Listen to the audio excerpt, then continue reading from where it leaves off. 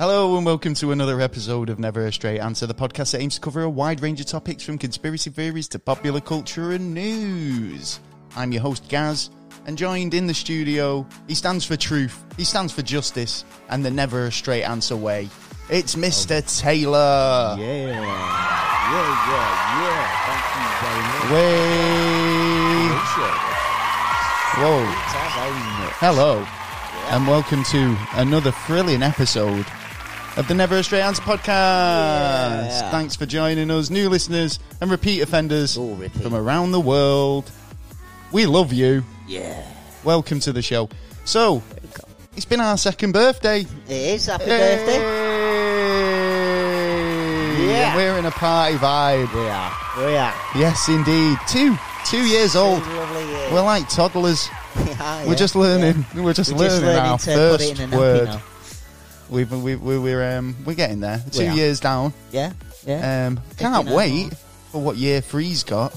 Yeah. It's been a proper blast, I think, this whole experience doing the show. Yeah. Meeting. Definitely can't wait for what the future's going to bring. I mean, if the wheels fucked up now, imagine in the future. Holy shit! Me. We've only been saying Yeah. it for the last 2 years. Yeah. That, you know, it's an interesting situation, and I think there's only going to be more to talk about going forward. Definitely.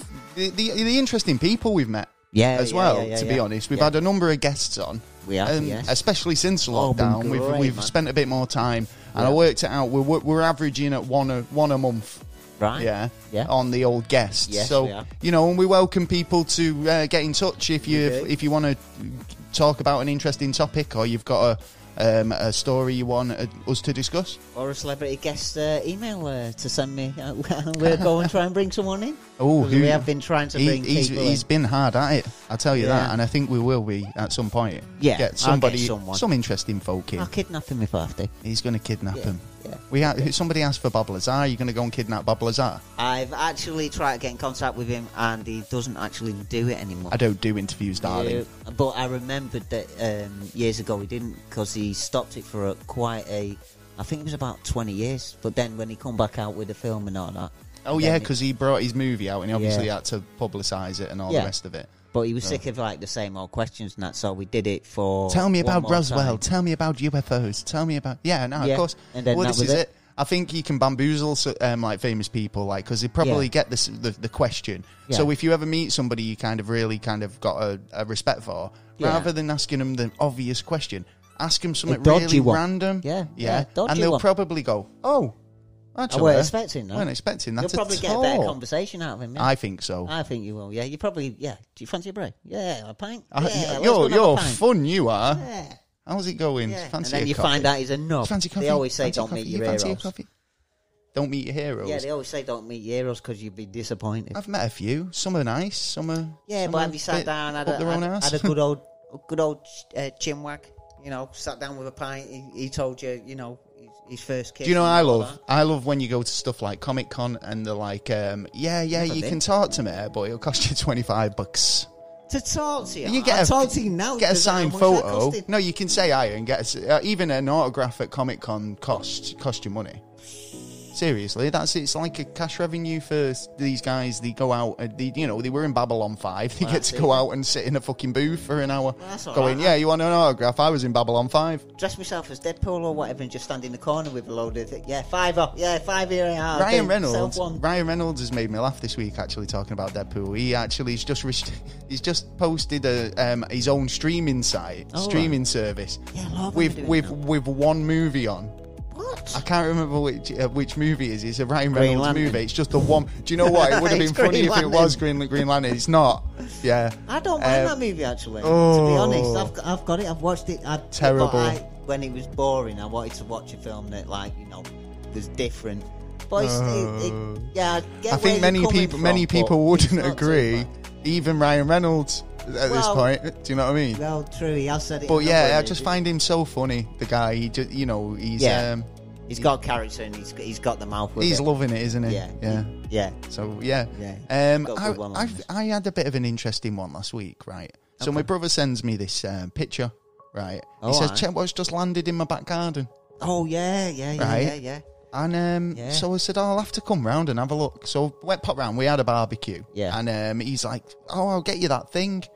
And I'm not even joking. Yeah. He reckons it just fell out of the sky and it was hot to touch when he picked it up. It is literally like a meteorite. Did you say he was doing a barbecue? You sure he didn't drop out of that and he fell on the floor? I said that. I said, did it not pop out of anything? Was it, because I mean, to be fair, no, it's definitely not charcoal. No, I've had a look at the picture, And I mean, I posted the picture on Twitter, but I thought it was really interesting. Yeah. And it'd be interesting to see if anybody knows about these things, right? Oh, I'm sure there's loads. If we post the picture, if you can tell us definitively whether that's space dust, space rock. Because I'm thinking, how big was this when it was coming into the atmosphere? Because it's quite a sizable little rock. Yeah. It was probably a fucking, like, size of a house or something. Size of a bus. Yeah. Fuck knows. Plenty of them that nearly. It just reminds me of that Simpsons episode. It was like it'll be no bigger than a chihuahua's head. Yeah. When is that meteorite coming on? Anyway, what have you been up to this week? Me, I've been looking into the world of quantum realm. Quantum mechanics, the quantum realm. Yeah, I love quantum realm. The quantum realm. So, what have you been finding out about some quantum physics? I'll have a book for you. I'll have to dig it out. It's pretty interesting. It's about the quantum computers, basically. And, how like China's ahead. To be honest, China's ahead. They've sent up a satellite not that long ago. Because they've not got very many quantum. You got me saying it now. Quantum computers. Quantum bits. Yeah. There's 4 quantum computers, I believe, and there's the bits. Like, let's say, like for bits on the computer, there's only 73 that's been made up to now. Right. It's that hard because basically it's like the ones and zeros. Yeah. Well, when they go on the computer, it's 0 for off, 1 for on. So right. Okay. In binary. Yeah. Binary code, but on a quantum level, it is going every direction at all times. Okay. Because in the quantum realm, I know you love it. With a single particle, is actually 2. Yeah, but but you don't know where it is. It could be like billions of miles away, and there will be one that will turn up. And there's loads of fuck ups about it. But the thing that I got out of it was, with all these codes and passwords and everything going on at the minute, everyone needs anything. Within 3 minutes, let's say a criminal gang get hold of quantum computer. Is this proving a bit of a mouthful for you? Come on. So a gang gets a criminal. A criminal gang. A criminal gang actually gets hold of one of these computers. Could actually break into any system, any code around the world within 3 minutes. Really? Yeah. So basically, all security companies are going to have to up the game, basically, aren't they? They're going to have to think of some really wild. Quantum computer proof. Yeah, and more banks security. You're getting more codes and whatever to get through to your actually fucking bank. That's quite interesting. So in future, that's going to be non and void. So what's going to happen about the security of my money? True that. Don't scare the people. That we all queuing up outside HSBC tomorrow. No, but the Chinese test against the satellite was to see if anything interrupted it. Like if anyone hacked into it, it would actually find that be able to sense if anyone hacked. Yeah, true. So they tried it and do actually sense it. So it's actually secure proof. Okay. But yeah, there's a load on it at the minute, but like it's getting sort of dangerous. It's dangerous. Yeah, I think obviously we were talking about the doomsday last week, and AI's been factored in. They basically, as of a couple of years ago, they've got to kind of think, well, Skynet. Yeah, it could legit be, could happen, so we've got to kind of look at that. But and what's the old saying? Like, if it could happen, it will happen at one point. Just don't do it. Just executive order, down tools. Anybody working on AI, stop it. Yeah. But out of interest, our morbid curiosity, it's like we want to see. Nah, we can handle it. We can make it so it doesn't want to destroy the world. Honest, curiosity killed the cat. It did indeed. It did. So, fucking hell. Other than that, this week I've been, I think that sounds quite interesting. No, I mean, well, nothing really. Just been working on some stuff for the channel and the podcast and the website, and updated all that stuff, and been working on plans for the 100th episode. Woo! Yeah. And t-shirts. Yeah, I did some new merch, so get over to the website because there's some new merch available. Nice, man. Just get over to neverastraightanswer.co.uk and hit the shop button and buy it. And there it is.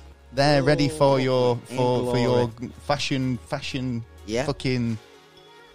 I can't even talk. What am I talking about? Fashion, man. For your fashions, for your stylish ways. All you have to say is fashion. You don't have to say anything else. Listen, it's just fashion. It's fashion. Yeah, I'm walking around here with a onesie on. It's fashion. Fucking onesies. Well, we don't have onesies. But what we do want for our 100th episode is your artwork. Yes, we do. Yes. We've had some lovely messages regarding our 100th episode and coming up. We've even had some listeners send us some stuff. So if you're feeling creative and want to get involved, we'd love to see some of your artwork. Yes, we would. You can create it digitally and send it us via email, or you can send us something physical. If you DM us, we'll send you how you can do that. Yeah. We want to be able to show your creativity off on the show. Yeah. So get involved if you want. Now, it's that part of the show. It is. Early doors. It is. Where I try and gazump Mr. Taylor here with a riddle. Right. Okay. So you're 1 for 3 at the moment. Yeah. 1 for 3? Yeah, so I asked you 3 riddles. You've got 1. I don't even know how the fuck you managed that. I've got last week's as well. Did you really? Yeah. What was last week's? Last week's was about... what was it now? Oh, it was about the word and number. I think I had to tell you the answer. I'm not sure. I'll have to check that. From my records, it's 1 out of 3. 1 out of 3? Right. And I don't even know how you managed it. Hey! Because how you arrived at that answer was fucking brilliant. I'm a genius, mate. So, I picked a hard one for you today. Oh, dearie me. So, I hope you can manage. Let's try and see. Right, so get your creative mind, problem-solving mind in gear. Oh, you definitely picked the wrong day then. So, your riddle this week. And if you can guess it at home, well done. You're a clever clogs. Yeah, you are. So, I have keys, but no lock. I have space, but no room. I can enter, but I can't go outside. What am I? Virus? No. So I've got... keys, but no lock. Right. I have space, but no room. I can enter, but I can't go outside. What am I? You can enter, but you can't go outside. So it's something with inside that... Right, and I'll leave you with that. I'm only messing.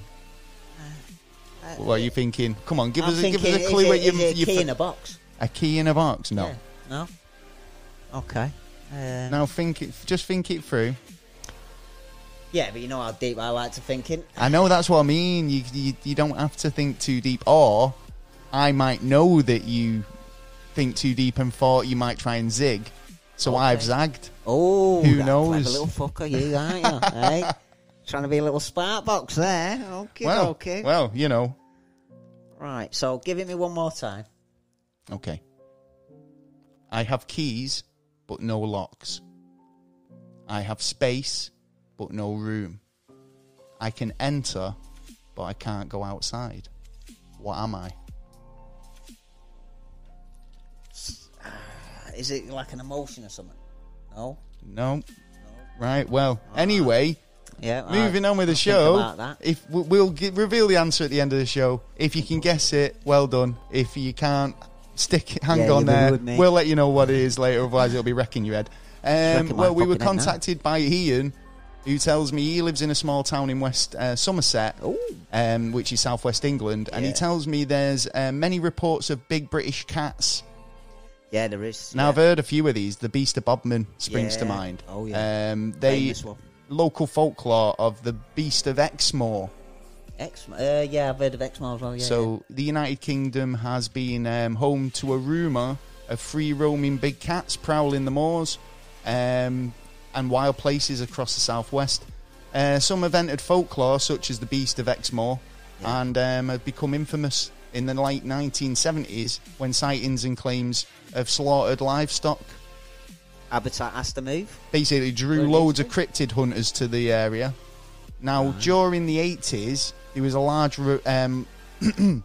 there was reported large losses of sheep and lambs. Yeah. According to the notary, the Beast of Exmoor was responsible. And in one example, in South Malden, farmers lost over 100 sheep in the space of 3 months, but then found a large, basically a puma skin in 2006. No, that was a Devon farmer. So basically, this has all been confirmed by the British Big Cat Society. Okay, so it wasn't like a wild dog or anything? Fuck knows, we don't know. I mean, the thing is, it's like no one's seen it. It's just that reports of all my cattle's gone, all my stock's gone. Sure ain't no local lions? Oh, yeah, totally. That's what they're saying. It's a local puma or a big cat. You know, I mean... The thing is, we were talking about this, about how, you know, back in the 70s, exotic animals weren't as illegal or, you know... I was saying, I know someone with a lion and a crocodile. Yeah, somebody had monkeys when I was a kid, and I was like, what the fuck you got monkeys from? Yeah. So you just steal them from a zoo. You could buy them from the pet shop, you know, or get them imported or whatever. Yeah. And there's loads of photos, if you Google it, people with their pet lions. Yeah, I'm sure you'll find them, but tigers and all sorts. Yeah. So, you know... I think what's happened there is they bought a lion, it's got big, or a puma or a panther or whatever, and then they've just released it.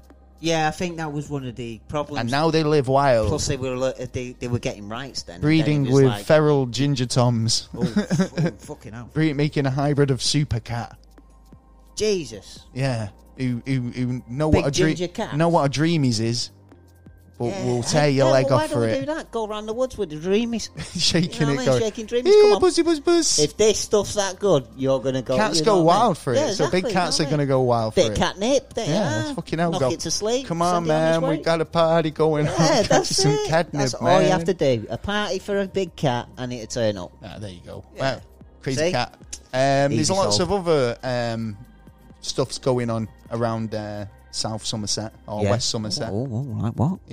What are they up to? Well, just basically in Somerset in general, really. Oh. So a girl, the girl of Codsend Moor.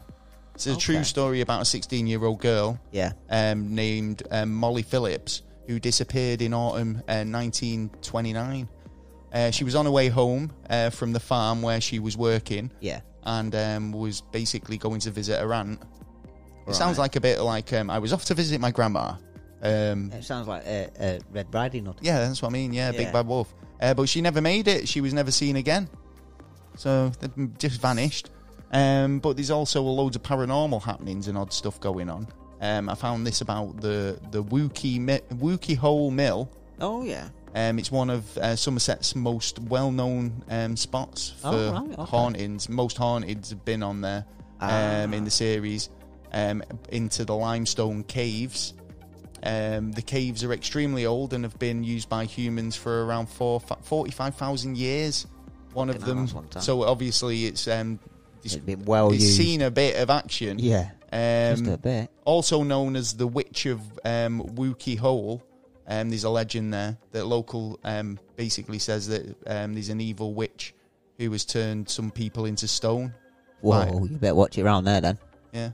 So, there's a lot going on. So there's a lot of stone statues. Plus, a prison. Yeah. Well? Now, going into the main show, we've not really said what we're talking about tonight. No. But what we're talking about is, there's a few kind of ways to look at it, really. I mean, but like... I think in this era, I think there's only 2 words. What's that? Big. Brother. Yeah. Yeah, and we're not on about the TV show. And Big Brother is always watching. And, like, you know, in terms of prisons, one prison springs to mind, the Panopticon. Yeah. And we'll be talking about, are we heading into an Orwellian dystopian future? Or are we already there? Well, I think we're halfway there at least. But we'll be discussing that in a minute. But, but basically, this last story was HM Prisons Shepton Mallet. Yeah. Right? The former prison house was built in 1610 was the home to plenty of notorious criminals, including the infamous Cray twins. The lads. They basically heard a lot of kind of goings on in there. Yeah. Seeing ghostly figures of American servicemen. There was a lot of soldiers there who got the firing squad, basically, for crimes of murder and rape. So there've been lots of kind of hardship there and shit. Yeah. So like it's notorious for being one of like the most haunted areas in Somerset. Right. So that's it. That's this week's What's Fucked Up Where You're From. If you've got a fucked up thing that's happening where you are, let us know. Yeah. If you've got something interesting or creepy down your neck of the woods. It's something always creepy, right? Just look round the corner. Well, we'd love to hear from you, and cheers Ian for getting involved. Yeah, man. If you want to, if you've got a story for us or some a folklore or urban legend round your way, drop us an email at neverstraightanswer@gmail.com. And job's a good one. It is, and we're express and tell your story. Hey, and a bit more, because like I say, Ian's just come over and said big cats. Yeah, which made me think, what else is fucked up in Somerset? Yeah, and you know looks what I mean? Like a bit. And we'll do a bit of homework and let you know. Oh yeah, you might know, you might not know. We might be like, fucking hell, I didn't even know that was on my doorstep. Well, yeah, information is best off passed on. Well, there you go. Yeah. What was I going to say? So yeah, this week, big topic. It's a big one. We're talking Big Brother. Yeah, it can go so many directions. This, like you say, to most people think of Big Brother, TV show. Yeah. They're automatically just brings to the popular TV show. Yeah, they've been trained that way. That's why. It's seen success across the globe and sparked debate over the occasional water cooler. Yeah. The show's idea is simple: a group of people living together under constant CCTV observation, eating, sleeping, and even fucking. Yep. Oh my days! Everyone watching. Yeah, seriously. I mean, I remember that when that happened on the UK version for the first time, and it was like, "Oh my god, the sheets are moving." Now, it was like it made the papers the next day. What was that? The girl who took the bottle. She got a wine bottle, didn't she? She took the whole length. No, I can't remember. But the fact is, we're definitely not talking about the show, but we are in a bit of context. Yeah. They do this. They put themselves into that situation. I mean, unlike the movie Truman Show, where Truman is unaware and basically his viewers are watching. He's under the watchful eye of the creator Christof, and he's the creator of the show and ultimately the god of the world. Truman's living in. So you could say that that's likened to Big Brother because obviously, but they sign up willingly. That's the only difference, and the control element is, self-inflicted. It's self-inflicted because obviously Truman doesn't know that he's being controlled, and every single aspect of his life is meticulously plotted out, even down to the people he knows and loves are actors and don't really give a shit. They're just a paycheck. Do you know what I mean? And it's like, I can't work in these conditions and stuff like that. But I mean, Truman doesn't have the option or the luxury of being able to agree. Yeah, because he doesn't know, does he? No. Obviously, the Big Brother contestants, they go in willingly. It's the participants. Yeah. So, they're doing it for a prize. Where, obviously, the Big Brother, they're actively controlled contestants make them jump through hoops in order to get a luxury meal. Yeah. Do you know what I mean? Yeah. But the fact is, right, many of you know that the ideas and concepts highlighted throughout the Big Brother series, and by extension Truman Show, are a lot closer to home than you might realise. Yeah. Since, the release of George Orwell's 1984, which is a novel terribly booed down. Yeah, well, probably was, because, I mean, it's not mainstream. It's like the ideas. I mean, when I read it the first time, I'll be honest, there was parts that I was like, I don't really understand what he means by that. And then you have to kind of look stuff up to kind of get the lingo, if you like. I've never read it. I've only... You tried watching you've watched the film as well, haven't you? Yeah. So, you've watched the John Hurt film. Yeah. But, so... But I know the concepts of what he's on about. Since the release of the book, which was first published in July 1949, Orwell's 9th book, and basically his final book of his lifetime, 1984, centres, around government government control, really, isn't it? Yeah. You know, the ideas of mass surveillance and, you know, everybody being kind of, you know, the behaviour's been modified so that they're scared to kind of even consider doing anything other than what they're told. Yeah, you don't do in the book. I mean, it's like even the idea of writing down stuff in a notebook is considered, you know, a crime and dangerous because it's like you're having thoughts that are above your station. Yeah. You know what I mean? And especially like, you know, when you're supposed to be kind of doing something, and the paranoia of knowing that you're doing something wrong is a concept that you kind of you're already ingrained to, really. Well, yeah, if you think about it, like, you know, when people go and do robberies or stuff, criminality, the thing that gets to quite a lot of them is the guilt, because the guilt of knowing that they've done it and that they could have been spotted, they could still be spotted and they're still walking around, but they don't know when they're going to get, you know, pounced on. Yeah, well, I mean, this centres around like totalitarianism, mass surveillance. Yeah. The idea that one person and their behaviour in society, basically, it's a big control and political manipulation. Do you know what I mean? They're just trying to keep you in a state of just doing what you're supposed to be doing. In the way that they want you to conform. You've got to conform to whatever they the themes and concepts that, you know, are not so uncommon today, in today's modern world and society. I mean, the world is constantly watched by CCTV on the streets. Yeah. For your safety, obviously, but bringing those cameras and recording devices, you know, we bring them into our homes as well. Do you know what I mean? So it's like you could argue, well, you know, I don't mind being watched because I'm not doing anything wrong. Yeah. But that isn't the point.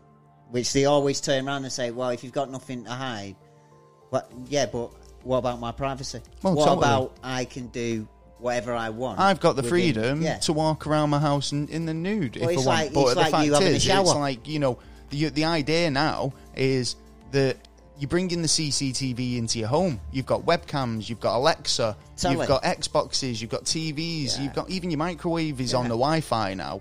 You know, and your fridge, for a good freezer, deal. right? And, you know, even down to social media, you're advertising your geographical location, you put in your data online. And, you know, it's like these methods of control, it's just data collection and using these techniques and technologies. Will be used against you. Well, these technologies, it's remarkable because, like I said, this book came out in 1949 and it describes technologies that are available today. Yeah. You know, and available, and most people have, you know. So, you know, it's very quite amazing that he managed to get so much right. Or is it a case of that we've taken from the book and it's a self-fulfilling prophecy? Do you know what I mean? It's like we look at it and go, well, this is the way we're heading. That's not a bad idea, that. Do you know what I mean? Yeah. Well, yeah, but then in that case, Shakespeare, we would have all gone in that direction, and we didn't. Well, media studies scholar Mark Miller, he argues that the famous slogan from the book, Big Brother is watching you, has been turned into Big Brother is watching television. Watching you watch television. Yeah, most definitely. Yeah, so meaning we're slaves to the screen of self-easy gratification. Don't work hard. Yeah. Get everything you want. Yeah. You know, and that's more of an appealing. It reminds me sort of that idea that, you know, in The Matrix when they turned around and said, well, we created a perfect world and your heads couldn't handle it. So we give you a bit of a shitty one. So, you know, because you need to survive, your survival instincts kicking in. I got sort of agree on a certain level that some of this stuff is happening to learn from the experiences of what you've been going through, good or bad, is a part of the journey. But like deep, trying to get it through in a easy and peaceful way with all the difficulties of life throwing at you. Yeah, which is the the ultimate challenge, realistically. Well, I think like the novel itself and the movie adaptation starring John Hurt tells the story of Winston Smith. Yeah. So he's a middle-aged bureaucrat, like I said. He's living in Oceania. Yeah. He's governed and constantly surveilled everywhere he goes. There's no laws, but there's no police force either. Yeah, so there's no laws, but there's no known laws either. But there is a police force, but they're the thought police. Yeah, they're not present, but they do put posters up and constant reminders that Big Brother is always watching. Yeah. So you have to ask the question, are we kind of heading into this Orwellian future, or are we halfway there? What's the deal? Although we are That's not... a question. Okay, now. I'd say we're about halfway there. Do you know what I mean? I'd say we're just over it. I mean, people are starting to wake up to seeing all this and realising, like, things that have been told in the past, that, like, what's happening in the future. Well, that's a good point, actually, because that's something that, in Orwell's novels, he does talk about quite a lot, about, and especially in 1984, about, removing, unpeople, right, as it's put. And it's like, unpeople are physically removed from no record of them. And that kind of stuff does go on today. Yeah, as bubblers are. Well, yeah. What is an Orwellian future? I've got to ask that first. Do you know what I mean? It's an adjective describing a situation, an idea, or social condition, popularised by George Orwell, identified as being destructive to the welfare and the freedom and open society. Yeah, basically. It denotes the attitude and the brutal policies that control people by propaganda, surveillance, disinformation, denial of truth, all sorts. I mean, there's a term they use called doublethink in the book, right? And it's basically the idea that it's the act of simultaneously accepting two mutually contradictory beliefs. Okay. Yeah. What? Like what? So like Christianity and potentially, like you could. Well, no, I mean it's like being raised one thing to believe something, but really then halfway through your life you quickly change to another you have an set opinion. Of rules. You have an opinion about something, but you conform. Do you know what I mean? So it's like, well, if you're conforming, you haven't got an opinion. Well, you might have. Your you might opinion. have, but the fact that you don't act upon it and you do what you're told, it's like, a lot of people will go, well, I didn't want to do that, but I feel socially sort of obliged to. I mean, you could use this argument of the face mask at the moment about this because, like, it's like. You brought it up before. It's like, oh, what if you're wearing a face mask, you're seen as being compliant? Yeah, you are. If you're not, you're a bit of a rebel. Yeah, and it's like, well, I like being a bit of a rebel. So does that mean I've got to put people's health at risk and stuff like that? But that's another issue. Yeah, anyway. But what I'm saying is, it's having an opinion. It's what you might like to do, but I'm following the grain because that's what you're expected to do. Yeah, I think that's right. I mean, it's two conflicting beliefs, but which one you act upon is something else, isn't it? Yeah. Well, yeah, I did have something there, but when we went on the Corona, I just went bang. My head just. Going back to other elements of control, there was manipulation of historical events, including the person. Yeah, which is a person whose past basically is extinguished from public record. And memory. I don't know how they do that.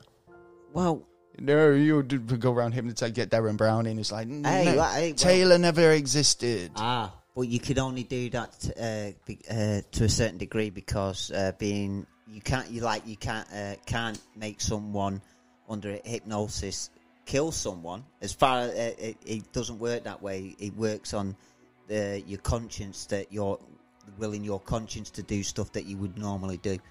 If you was to do something out of the ordinary under it, your conscience will kick in and stop it or wake you up. That's the way I was watching someone on Diamond Brown not that long ago on it, and he was explaining how you can't make someone actually do something under hypnosis. What, like something? No, you can influence them. You can influence them to doing stuff that they like. You bark like a dog. By extension, no. Pub. Darren Brown's done it where he's kind of made people, come up with the conclusion themselves. And all he's done is pointed them in the right direction. Yeah. That, by extension, that's making them do something. It's like, I bet I can make you do this, put your hand up, and then trick you into it. You can't guarantee it. Well, it's not a guarantee on that one. So if you think about it on that side, if you hypnosis everyone, you can guarantee that about 10 to 20% of the population would be out of it and coming out. I mean, because I don't actually think that I think, especially in this country, I think we're smart enough to not get pushed that much. We do get pushed around. We do get pushed to a certain degree. No, but we don't, because we are all kind of fought back. Think about it. Degrees. Yeah, we fight we're back. We're not great at it, but we won't. We're not the French, but fucking hell. We'll only take so much shit, and then if you keep pushing us against the wall, we will turn around and bite back. All right, my lover. Right, no worries. Yeah. Civil War in the past. The thing is with this, though, I mean, going back to the topic at hand. Yeah. I mean, well, kind of is the topic, isn't it? I mean, the fact that, the ideas from this book that came out in 1949 are so prevalent today. It's because fear is one of the biggest control mechanisms. And that is exactly it, because basically, if you want to talk about controlling masses of people, the biggest culprit, or the biggest sort of one I can think of, instigator in this sort of fearmonger in terms of behavioural adjustment is Christianity. Well, religion, basically. You're turning around and saying, basically, you do bad things, God's watching. Yeah. We do it to children. Every year we say, you've been a naughty boy. You know who's watching. Santa Claus is watching. You're putting the fear of God. You're using it on a smaller scale, but it's the same result, right? Yeah. It's like putting a kid in front of the TV and instead of telling him go out and play with your mates in the park. Well, it's sort easy. of. It's easy. It's easy helps you. No. What I'm saying is, by telling your kid that there's no, Santa's watching and he's gonna take, he's not gonna deliver toys. It's putting a fear of the unknown into them. They're basically, they think of it like, shit, I'm being watched every time I'm naughty, then it's getting ticked off on a list and it's being written down somewhere, or it's being recorded, right? Same with God. But as we know, same with kids God. Are stupid. No, because adults are the same, because they believe in God. They're telling me that if I'm a bad guy, I'm going to hell. Well, as you know, adults are stupid and obviously there's somebody taking note, because how would they know? Otherwise. So that means I'm being watched. It works on you now, then. No, the God part. No, I'm not religious in the dying. No, I'm not religious in the slightest. And you're going totally off topic. Well, so what I'm saying is, what I'm saying is, this is not a reflection on me. This is a topical conversation, right? Yes. So what I'm saying is, as a popular opinion states, they believe in some sort of religion or not, and part of that religion states that there is somebody watching you, and if you're bad, you go into a bad place, right? Same concept applies. Right? It's the fact that, in an Orwellian society where, you've got screens in your house and you're scared to do things because you're under the impression that somebody will grass you up, or you're just being watched by some unknown force, a camera of somewhere, who knows, right? You've got this mythical or, religious figure basically, filling that role, if you like. Of the authoritarian. Yeah, I've said it before. And I'll say it again. I'm not religious at all in any kind of way. I'm agnostic. Yeah, exactly. But I'm playing my cards, as in, I'm not going out and robbing people or... you're a nice person. Going to shag my next door neighbour. The fact is, you know what's right and wrong. To do with the rules of what was put down in the first place. It's all socially ingrained. Yeah. Because you're taught from an early age that stealing is bad, murder is bad, you get the 10 Commandments. Regardless of what religion you are, murder is a number one fucking no-no. You say murder, I say self-defense. Well, it depends the situation. Premeditated and self-defense are two different ballparks. But what I'll say is it? I mean, it was. If you want to look at it like social acceptance, then like you can talk about the gay community. You can talk about how it's been great on you that know side obviously. and that, Well, no, because I mean, for a long period, it was actually just like it was illegal. I mean, but as in over the last and couple old of Alan years, Turing, it's been opening up more and more and more, and letting more freedoms in course, different kind of aspects of totally. But I mean, it was only decriminalised in the 60s, and it was still only decriminalised. So you know, the fact is, it's like, but society's acceptance and what's socially accepted as normal, right? Yeah, but we're coming to a point where nothing is beyond the point. Everything can be brought out. It's a free for all. Yeah, you can do what you want. If you want to go grab down it while it's hot. the street and shag an otter, fucking go for it. You know I want to marry an otter. Yeah, you know what I mean. It's in some aspects, most people don't accept certain things, but in other little groups, then they are going to accept it. So it's going to continue. Now, there's a quote that this makes me think of actually, and it's probably not. You're not a philosopher that you'd think, but it's Kevin Smith. What? Yeah, from the movie Clerks, right?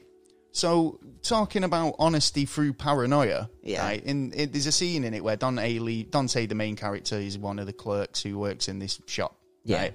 He leaves a plate of change on the counter with a sign that says, "Please leave your money on the counter and take the change where applicable. Please be honest," right? Yeah. You know, he says, theoretically, people see money on the counter and nobody around, and they think they're being watched. Yeah. And it is honesty through paranoia. I'd say about 94% would walk in and do the right thing and walk out. Of course he would. Yeah, it's like I said earlier, if you saw, like money in a bank, like on a side on the counter, and there was no one around, you'd be like, I'm not going to touch it. Yeah, but in another fact, there was another thing where they put a wallet or a pile of money on the ground and put a ring around it. To point it out. So they put a spray-painted circle around a stack of money in the middle of the street, right? And the amount of people who looked at it but walked around it was unbelievable, right? Because it's got a ring around it. If there was no ring, then obviously somebody would have picked it up. But because there's a ring around it, automatically that's being watched. I would have stood there and gone, has anyone lost any money? No? Okay, thank you. Well, foresight for that. But I mean, if you were to take it, I wouldn't feel bad about it. No, to be honest, no. Stack of money on the ground. Front. Yeah, of course. It's been deliberately fucking circled. Yeah, but the fact that it's been circled will put people off. Yeah, because you've been socially sort of thingy,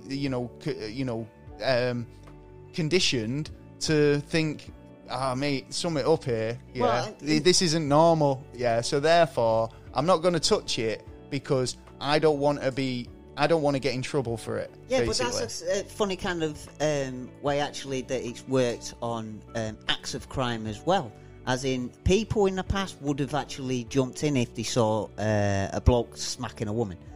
Oh, yeah, nowadays, most people would stand there. Don't get involved in domestics. Don't get involved or take a picture. You'll end up with both of them. Yeah. They both turn on you and then you're fucked, and then they're putting charges on you for... you drag the guy off and then all of a sudden she's on your back because you can... What are you doing, beating my husband up? Yeah, and it's also the same. Think of the kids. If someone robbed your house and you beat the fucker up and threw him downstairs. Yeah, not if they're in the bedroom. And then if they're in the bedroom, then game. You're getting everything, mate. Well, I don't care. You're not the idea, hospital. Obviously, of honesty through paranoia. Yeah, it's not an old one. I mean, obviously, there's you reckon it works? Then? The panopticon, it definitely works because obviously we're going into it. If you've ever heard of the panopticon, I'm surprised these didn't stay. Actually, what the panopticon? Whatever you say. The panopticon, right? Panopticon, I'll tell you a bit about it. So basically, the state of conscious and permanent visibility that assumes an automatic function of power is a quote there. Yeah. Jeremy Bentham was a philosopher and reformist who lived in the 18th and 19th century in England. Not to be confused with the name Ben gives himself in the TV series Lost. Although you can understand why he used it, being the controlling sort of puppet master he was. I got lost in that. He wanted to kind of... I mean, for people who watched it, great series, bit of a weird ending, but, Bentham developed many ideas that were quite radical for his time, but one of his ideas was the panopticon. The idea of the panopticon was actually first developed by Jeremy Bentham, but his brother Samuel Bentham told him about the concept after a trip he'd taken and witnessed slave camps being run by one solitary guard. Yeah. Right? And everybody doing what they were supposed to be doing. See, drugs do work. So, I don't know, it potentially could have been on. Well, spans of mine. Jeremy Bentham obviously built on this idea, but Bentham proposals and efforts to build a panopticon prison at his own expense. Shit, right? Must have been a rich guy then. Well, he was a big landowner. Right, do you know what I mean? He was a philosopher, and his brother was like big surgical. So I think he was a surgeon or some sort of high up. Top. They were very high tops. Right. And he wanted to build this prison, to proof of concept, because he basically wanted to implement this type of industrial building. Proofs in the pudding. Right across the board. I mean, in terms of hospitals, in terms of, mental facilities, like mental hospital. I wonder how it was working there, psychology actually. Hospitals or whatever. I wonder how it was working there, actually, in a psychological ward. Well, I don't. I mean, it's the same way. I mean, the idea of a panopticon is basically it's an industrial building with a system of control designed with a tower in the middle. So it's like a cylindrical room. Yeah. Yeah. So basically, think of it as like your coffee mug, right? And inside your coffee mug, on the wall of it, is all the cells, and they're stacked up. Yeah. And everyone can, if you're on one side of the cell, or the building, and you're on the other. Mm-hmm. I'm on one side, you're on the other. Mm-hmm. We can see each other, right? So you've got all the prisoners from every angle looking at you, right? Yeah, you can see them. Gives you a bit of a kind of puts you off doing anything. Then you've got one guard tower in the middle. Yeah, right? Perfect. Now, at first, they stack it up with about 7 or 8 guards, normal. Yeah. But they had this big, searchlight attached to the guard tower, and they'd randomly shine it in random places. Yeah. And that would give the sort of idea that shit, I'm being watched. Yeah. And there's more people there than there really is. There really is. Yeah. Now, like I say, with all the efforts he put into making it, it was a bit of a failure a bit of a failure, but I can't see how it's failed though. How do you mean? Well, unless I can't see how it's failed because the concept worked there and then, and it's working now today in different ways. It's not, and it is. I mean, the concept's quite, harsh if you ask me. No privacy. I mean, for maximum security potentially. Hey, you did the crime. You did the time, mate. I mean, his ideas were considered quite radical for the time. Well, yeah, I would. You can imagine that obviously in 1984, you could argue that Orwell took some sort of inspiration from these fucking radical ideas.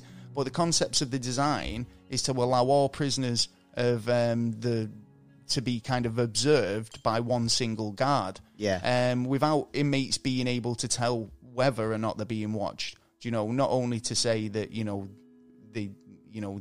cut down sort of misbehaviour. Well, it must have though. But he also, like I say, thought that this would work in quite a lot of aspects of society, such as hospitals and prisons. You could argue that this system of control is in full force today on a global scale. Yeah.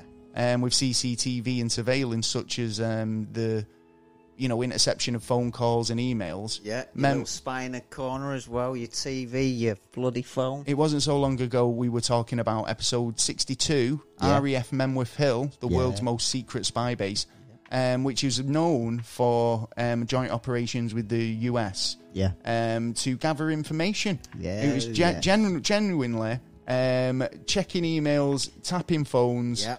Right, you probably had your phone tapped at some point, your emails read by one of these guys. We've probably been hit a few times, to be honest. Yeah, constant surveillance.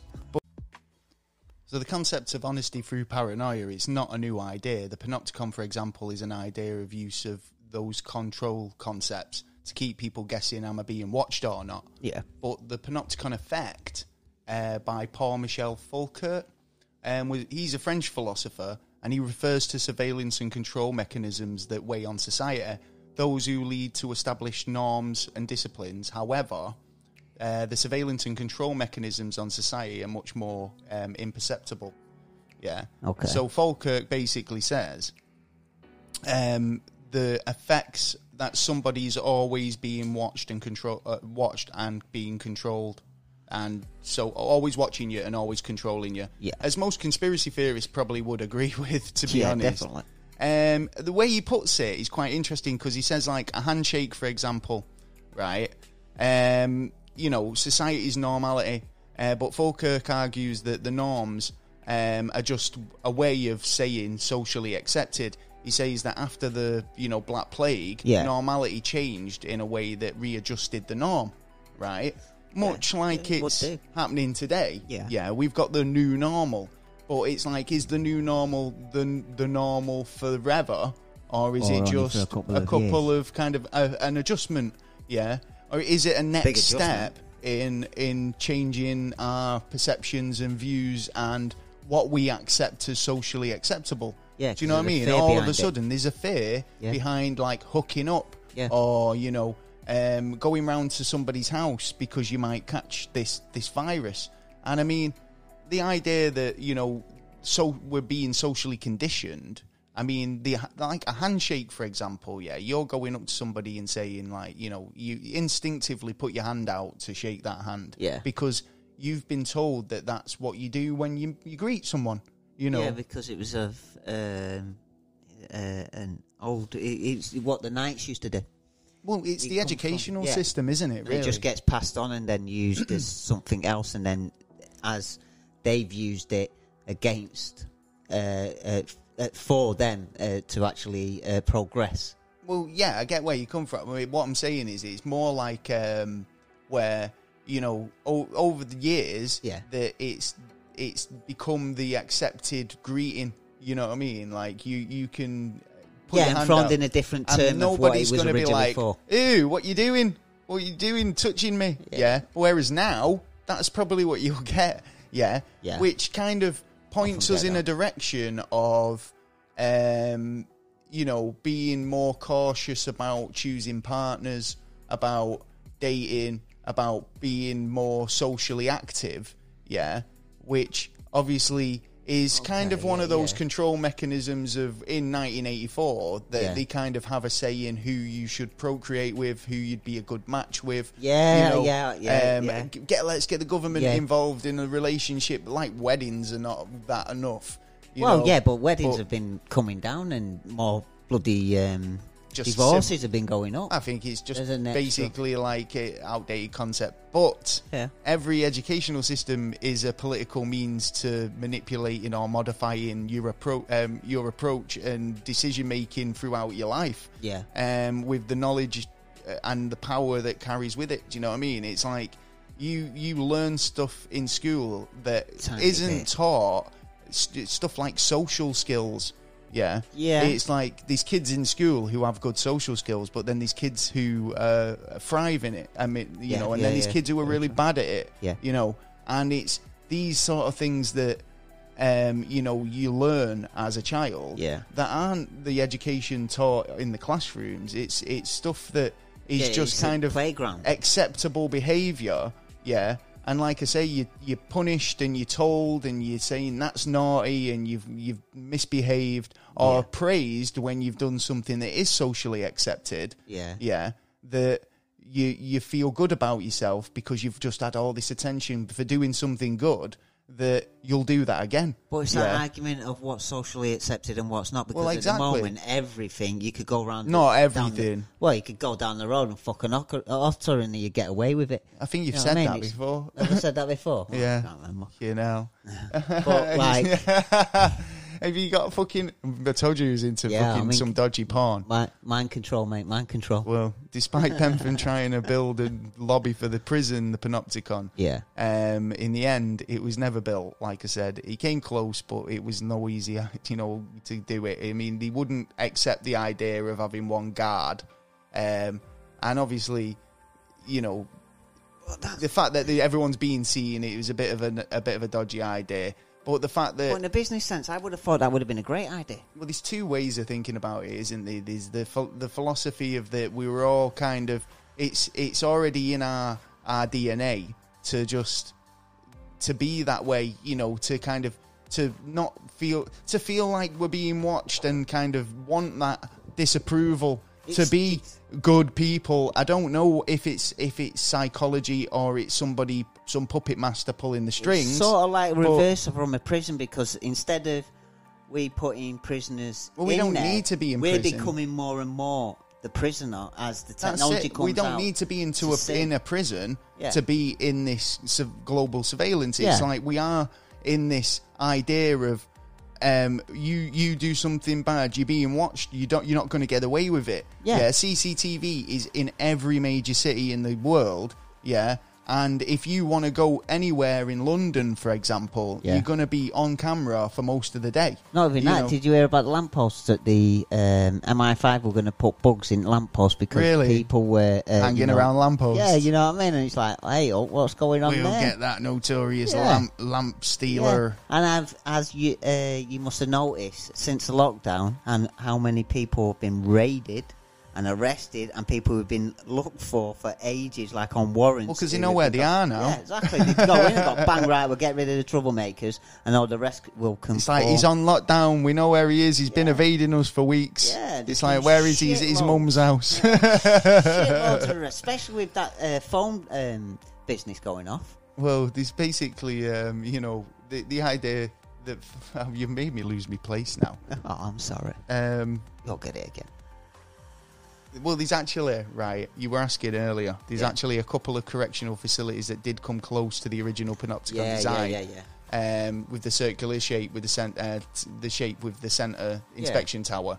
Those include, for example, a circular prison in Haarlem in the Netherlands, and the prison in Berdra, which is also in the Netherlands. I'm presuming it's working then if they're using it. No, they've both been closed. Oh, right, so there's actually no working. No, there was only ever 3 built as far as I can find. Another example was the Presido, It's the Presido Modelo prison. Yeah, I think I've said that right. In Cuba, which had basically 5 circular blocks, and Fidel Castro stayed there. Oh, right. Did he enjoy his stay? Oh, I don't know. It's closed now. Again, that's closed. See. It's probably because he was there. So, I mean, it's a lot to unpack. I mean, the idea of George Orwell saying that this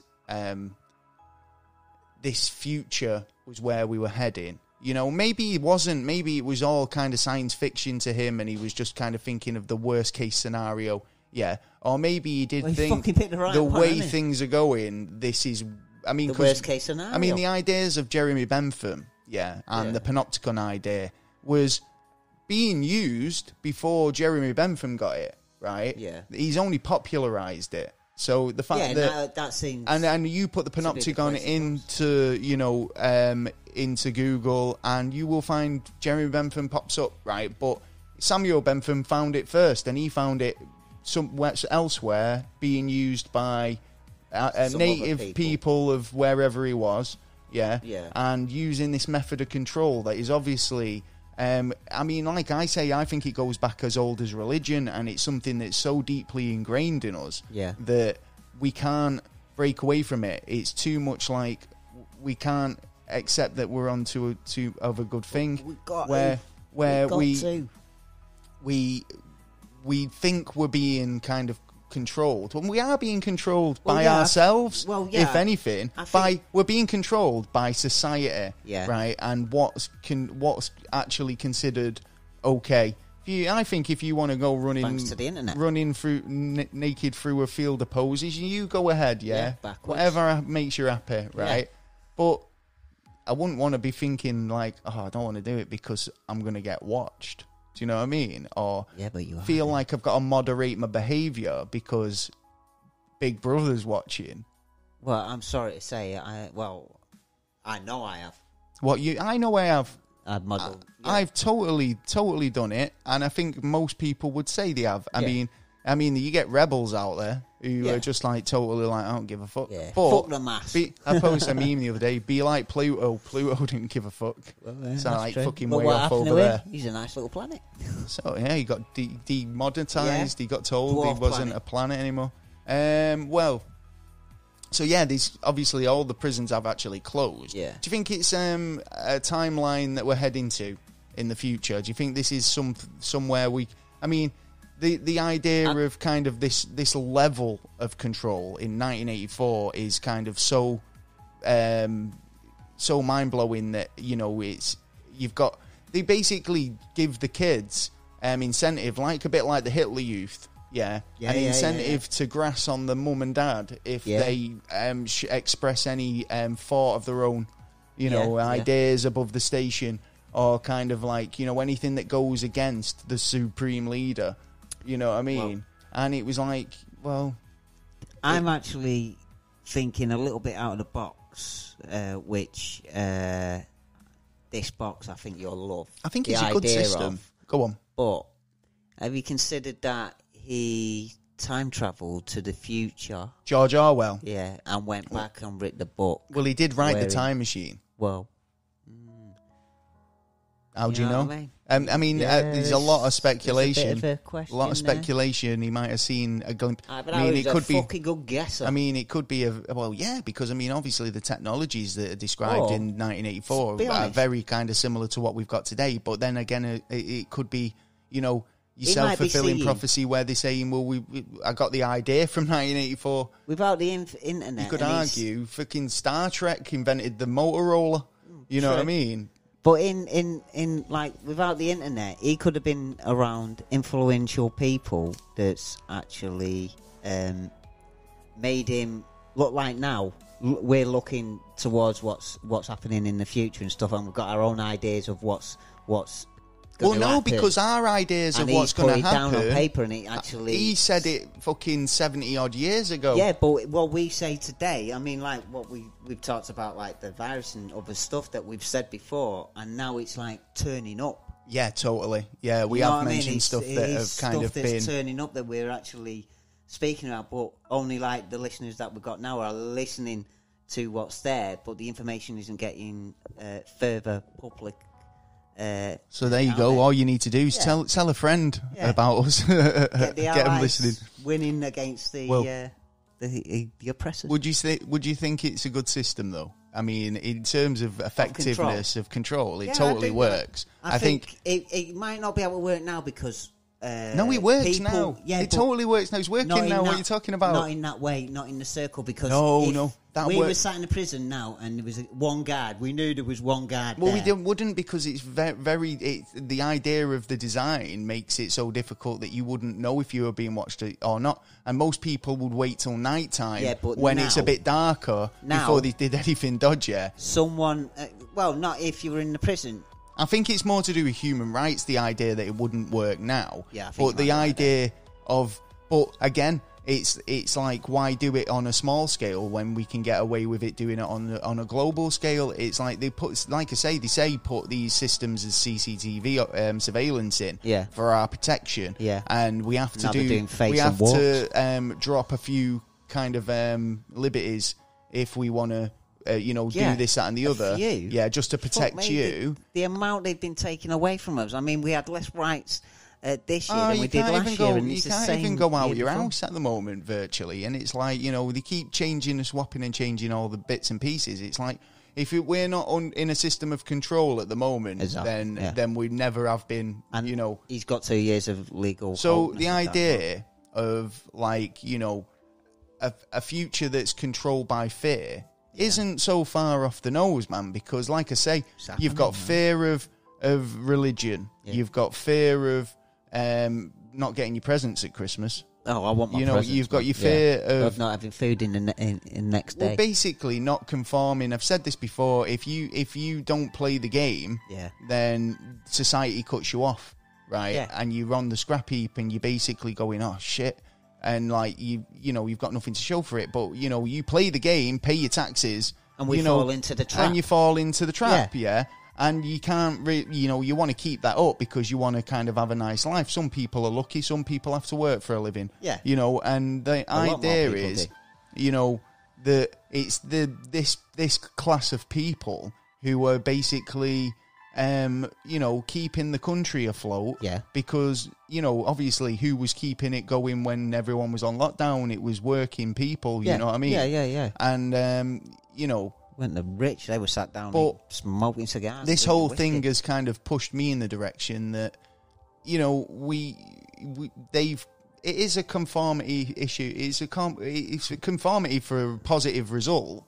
Yeah, for them. For a situation that we're in. We're in a pandemic situation, and it's taken a bit of conformity to kind of squash it, if you like. Yeah. But the idea that we fell in line so quick scares me, because everyone was told, to give it up. told, go in your houses, don't come out, don't go round to your neighbours' houses, all the rest of it, and everyone complied. Do you know what I mean? Yeah. You might have broke the rules a little bit. Yeah, as time goes by, because you get fucking bored. But initially, it was like, oh shit, everyone indoors. Indoors. And, you did it potentially for selfish reasons, for your own protection and personal well-being, right? Yeah. But ultimately, you did what you were told, right? Yeah. And that's kind of like a big indicator to this pointing out that we're heading in They only have to drop one word and we're and as a society, but then acceptable norms, it's like we've accepted a new shift in direction for society. But then you've got to also consider if they are doing... I'm not saying they are. No, I'm not saying... But if they are doing the right thing at the right time... If there's a puppet master or anything's controlling us... the wrong reasons, and they're doing it for the actual right reasons... Of course, no, I've got no objection with why... It's that little grey area where's that strip up? It's exactly. Are they doing it for this reason, or why are they doing it for this reason? If it's that easy if it's that easy that time, what isn't going to make it so easy the next time? And because it will happen again. Is the next time going to be a genuine threat? Is what I'm saying. And it's about trust. This is where where we've got a big situation in the world that trust is being let down so much. We try and trust the governments, we try and trust the police, we try and trust the doctors, we try and trust the scientists, and we're coming back with, we do come back with good results, but we also come back with some fucking shocking results. I think that we're going to see more concepts and themes delivered by 1984 going forward. Yeah. Like I said, God's massive one. I think, in terms of, that's the oldest one. I think. Yeah, but he's losing a lot of power. And somebody's gone, some smart ass who didn't believe, has probably gone, do you know what? That's clever, that. Yeah. Yeah. And do you know what? If I can put the same amount of fear into somebody, or a group of people, I could probably get them to do whatever I want. Hitler. Yeah. There's a good example. Stalin. Bam. Yeah, exactly, right? And, I think people... you tell them, you condition them, to comply. Not just to comply, but just to be like what's acceptable and what's not. Yeah, you're halfway there. And if you've got control of the school system, then you can tell these kids at a young age what's acceptable and what's not. Yeah. And then they're going forward with that always in the head. And then the idea that they're being watched, or, they can't kind of deviate from the system because they're going to be seen as a bit fucking not right. Yeah. Or a danger to society. Yeah.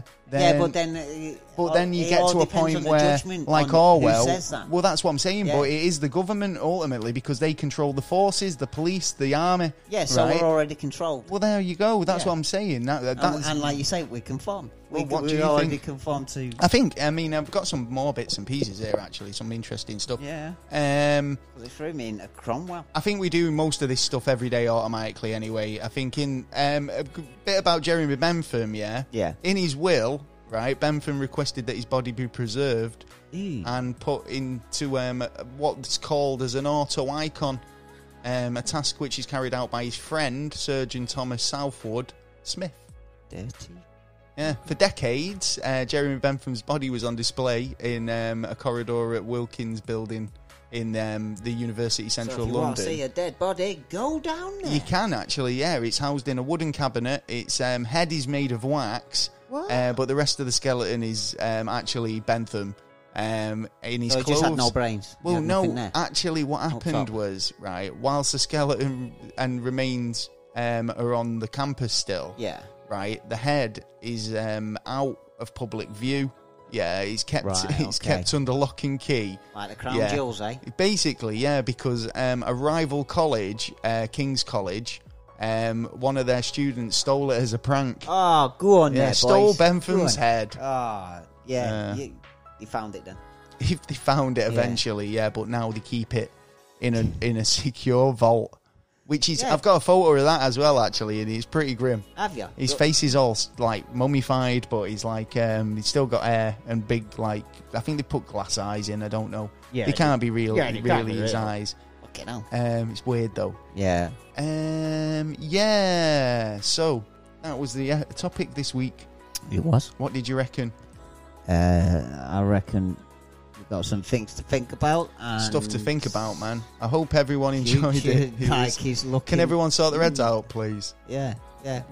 We need to sort their heads out. Have a listen. It's all good. And take more control. Well, on that note, we've got some news.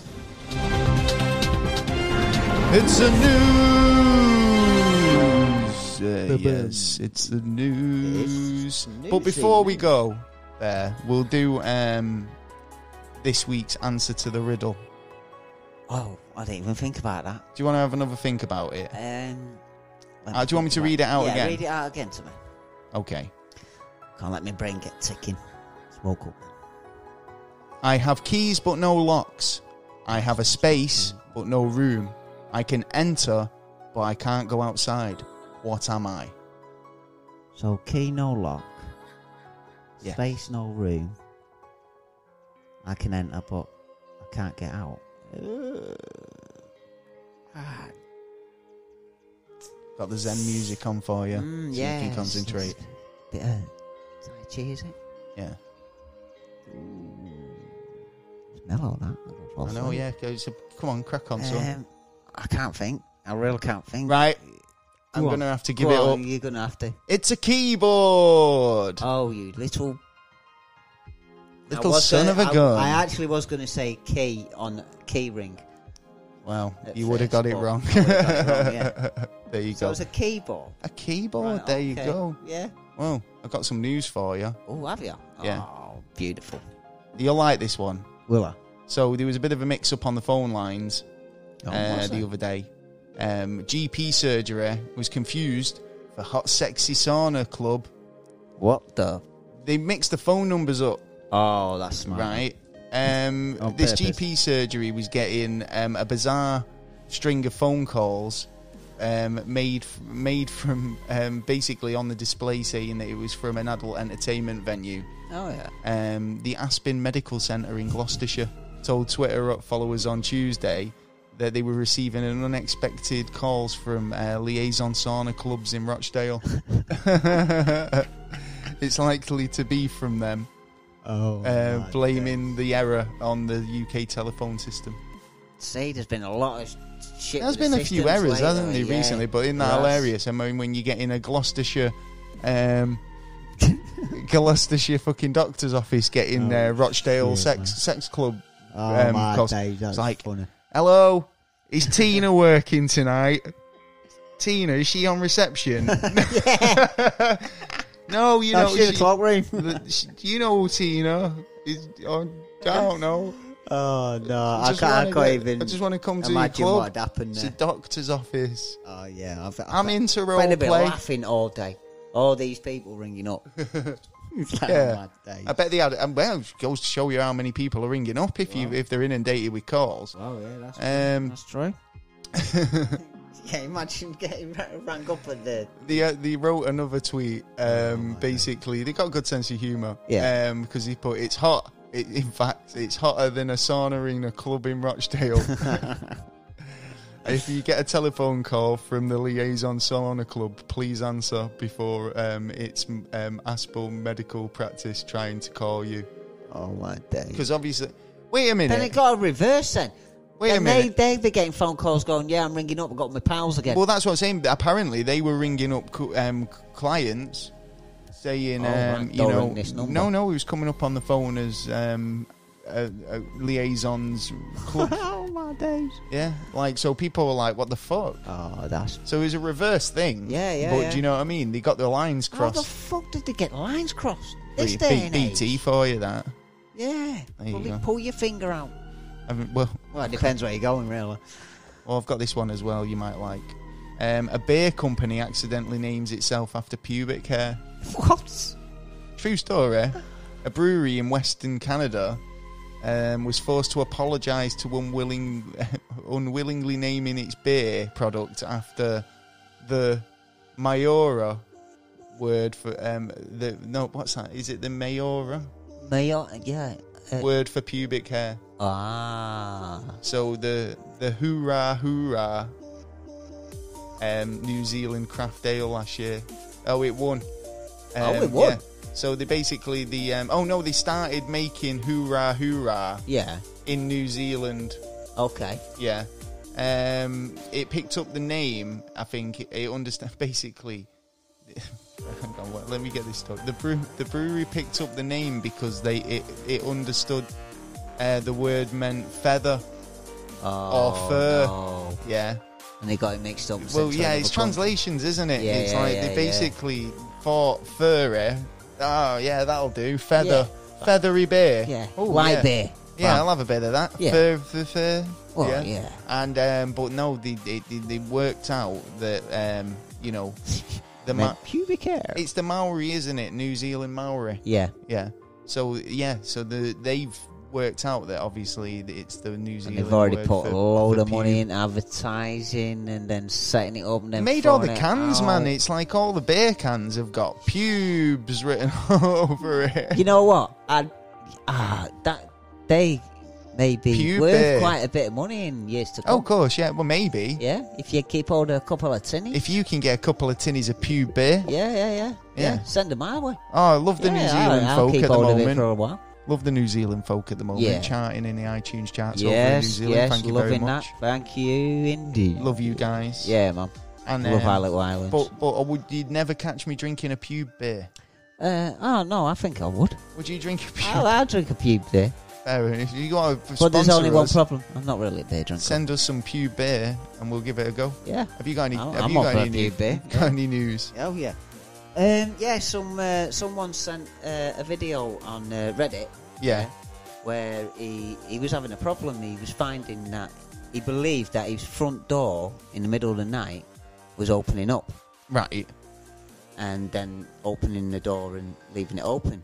So we thought, right, I'll throw a camera near the door. So if someone got some keys, I can catch him on camera. Bam, got you.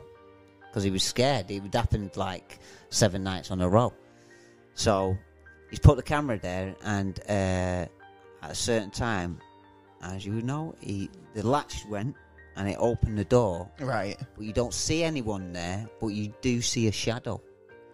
You do see a creepy shadow against the wall. Oh, fucking hell, man. Yeah. Is this for real? Or yeah, is this just one of those Reddit it's things? It's on Reddit. Oh, God, I have creepy stuff like that. When you see unexplainable shadows, I was watching something about Disneyland the other day, right? Oh, yeah. And apparently the Haunted Mansion, they put up a sign outside when they first built it saying, well, we've got vacancies for some spirits if any want to move in. Okay. Yeah, like as a promotional thing. Yeah. And apparently some did. Yeah, and they reckon that they've got ghosts on the park. Yeah. But then this debunker's come along and he's explained it away because this ghost was caught walking through the park on 4 separate cameras. Yeah. Right, and it's creepy as anything. Yeah. But this guy's come in and he's gone, well, I think you'll find that it was an old tape and the heads are going on the recorder. So it's kind of double exposed it. Yeah. Of another night when a security guard or someone was walking through the park. So double exposed it. Right. Looks ghostly. Yeah. And that's the way he's explained it away. Yeah. But I quite like the idea that there is a ghost doing stuff on the theme park at night. Well, if you like ghosts, I've got another one for you. Go on. I believe it was Mexico. Ghosts. A young girl, about 7, 8. Are these news stories? Or just fucking Reddit posts? Yeah. This one I think's on YouTube. All right. A 7-year-old girl who'd died. Her mother, kept going back to the grave, and the grave was being messed up, and she wanted to know, catch the hooligans at it. Yeah. So she put a camera next to it. There was a tree there, so she put a nice little camera there and gone home. She come back the next day, mess again. It's like, what the hell's going on here? Right, let's have a look. I've caught them red-handed. And these pictures are good. And what you see, she says, is the 7-year-old girl walking up to the grave and messing the grave up. Right. And the picture is like it's not been. So it's a good picture. It's the picture of the daughter. Yeah, the mother swears that's maybe the daughter. Maybe she ran away and was like, "Fucking, I'm not even dead. What are you talking about? Mess that grave up." You got a police or someone and go to your nana or whatever. I don't know. A school teacher no or idea. Someone sensible. Oh, a pair of Mahatma Gandhi's glasses are going under the hammer. Oh. After they were discovered in an envelope. Hanging halfway out of an auction house letterbox for 2 days. What? Alright. You were talking about this the other day, actually, or before, about signing for your post. Yeah. Oh, yeah. No, this is a perfect example of this, right? Because obviously, everything's contactless now, innit? Yeah. So they're trying to avoid, signing for stuff or using those stupid pens. Then give me them goods, I'm going to ring up and I want my goods again. So I don't know if they were expecting these, glasses, but fucking Mahatma Gandhi's glasses sticking out of a letterbox over the weekend. Staff at East Bristol auction house said that how did they prove that? That a man popped them through last Friday. How can they prove that they're actually Gandhi's unless they've done DNA they've probably done some sort of fucking. It might have been a note. Well, what, a note with it? It was posted through the letterbox on Friday. Yeah, but then you could get a note because they don't open till over the weekend. The iconic spectacles who belong to an Indian civil rights leader were found just basically the following Monday. They are legit. He basically, they opened the envelope and they found a brief note inside saying the glasses belong to Gandhi. Give me a call. It was a guy called Andrew Stoll, one of the auctioneers. So he proved it then? Yeah, they proved it. Okay. Oh, yeah, sorry. The note said basically carried with the morning duties. Oh, sorry.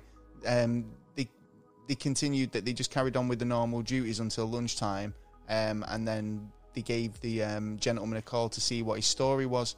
A few hours later, they were digging around and doing some research and discovered that they were very important historical find. Right, okay. So they did do the homework on it.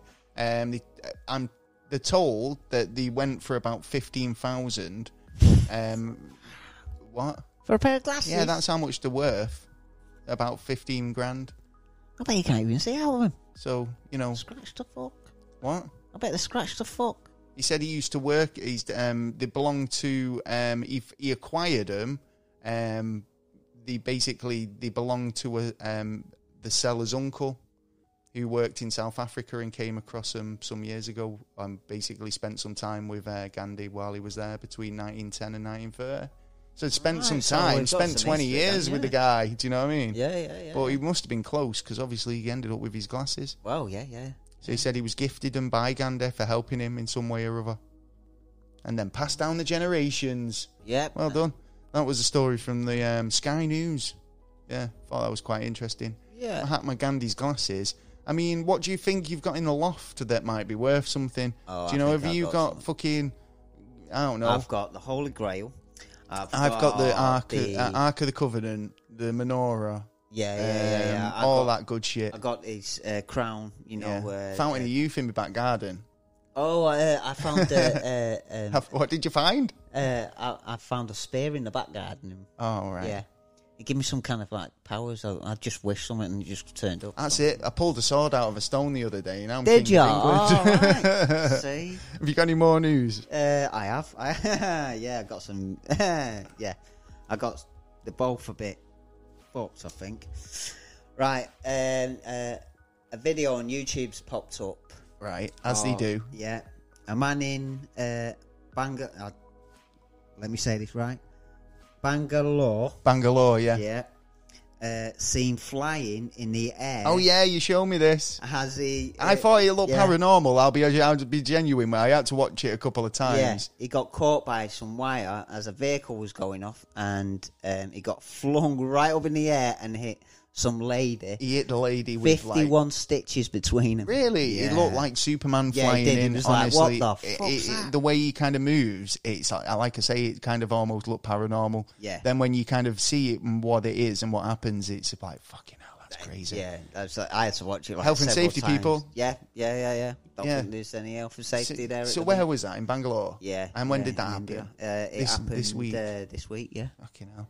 Another thing that happened having it rough over there in a minute, though. Early on this year, was basically a miner in Tanzania found a gemstone, right? Lucky bugger. Worth 3.3 million. You what? Yep, it's a really rare as well, actually. Yeah, right. He hit the jackpot on Wednesday after the government held a check for 7.7 billion. Tanzanian currency. It's basically worth $3.35 million.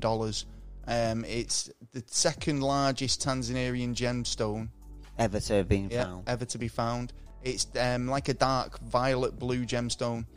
Nice. So it's obviously worth a little bit of money. Shitload. The first gemstone weighed in around about 9.27 kilograms, while the second gemstone weighed in at 5.103 kilograms.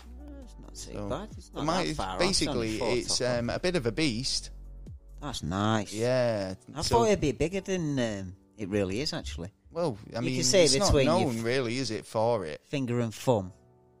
Yeah, but I would have thought, like... like a good handful. Good handful, yeah. Oh, yeah, it's big enough. Yeah. Well, like I say, it's big enough for the price. And like I say, big things come in little packages. That is true. So, I mean, that's a pretty little $3.5 million payday, that, isn't it? Yeah. I just thought that was interesting. I love the idea of treasure. I've been watching this show, actually, called The Lost Gold of World War II. Oh, right, okay. And you know, like Oak Island, it's and that to me, the whole treasure hunting idea is really appealing. I think go on to those guys who go out there. I think if I won the lottery, I'd be doing that kind of thing, man. We did an article on the Forest Fern treasure over on the website. It's great article, but I think someone was saying it's actually been found now. In fact, it was really? EJ messaged me to tell me that the Forest Fern treasure has been found. Nice one, girl. Crazy. So, well done to them. Anything else you want to talk about? I've got pure news tonight. I've got a few NASA stories coming up as well. Oh, you have you? Yeah. Right, well, I've got a guy from from England, Malcolm McDonald.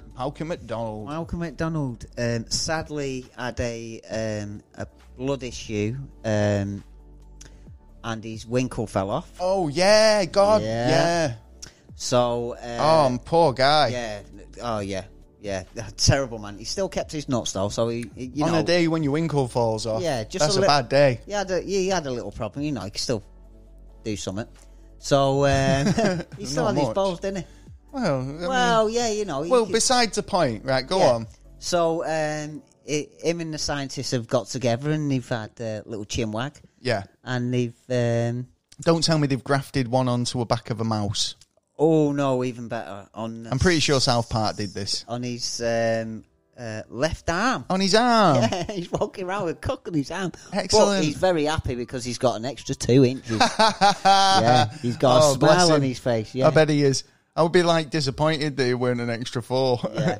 Oh, yeah. Maybe. He was 45 and... be like, you can't please some people. And he's named it as well. Has he named it? Yeah, he's named it Little Jimmy. Little Jimmy. Yeah. What was it? Crichton.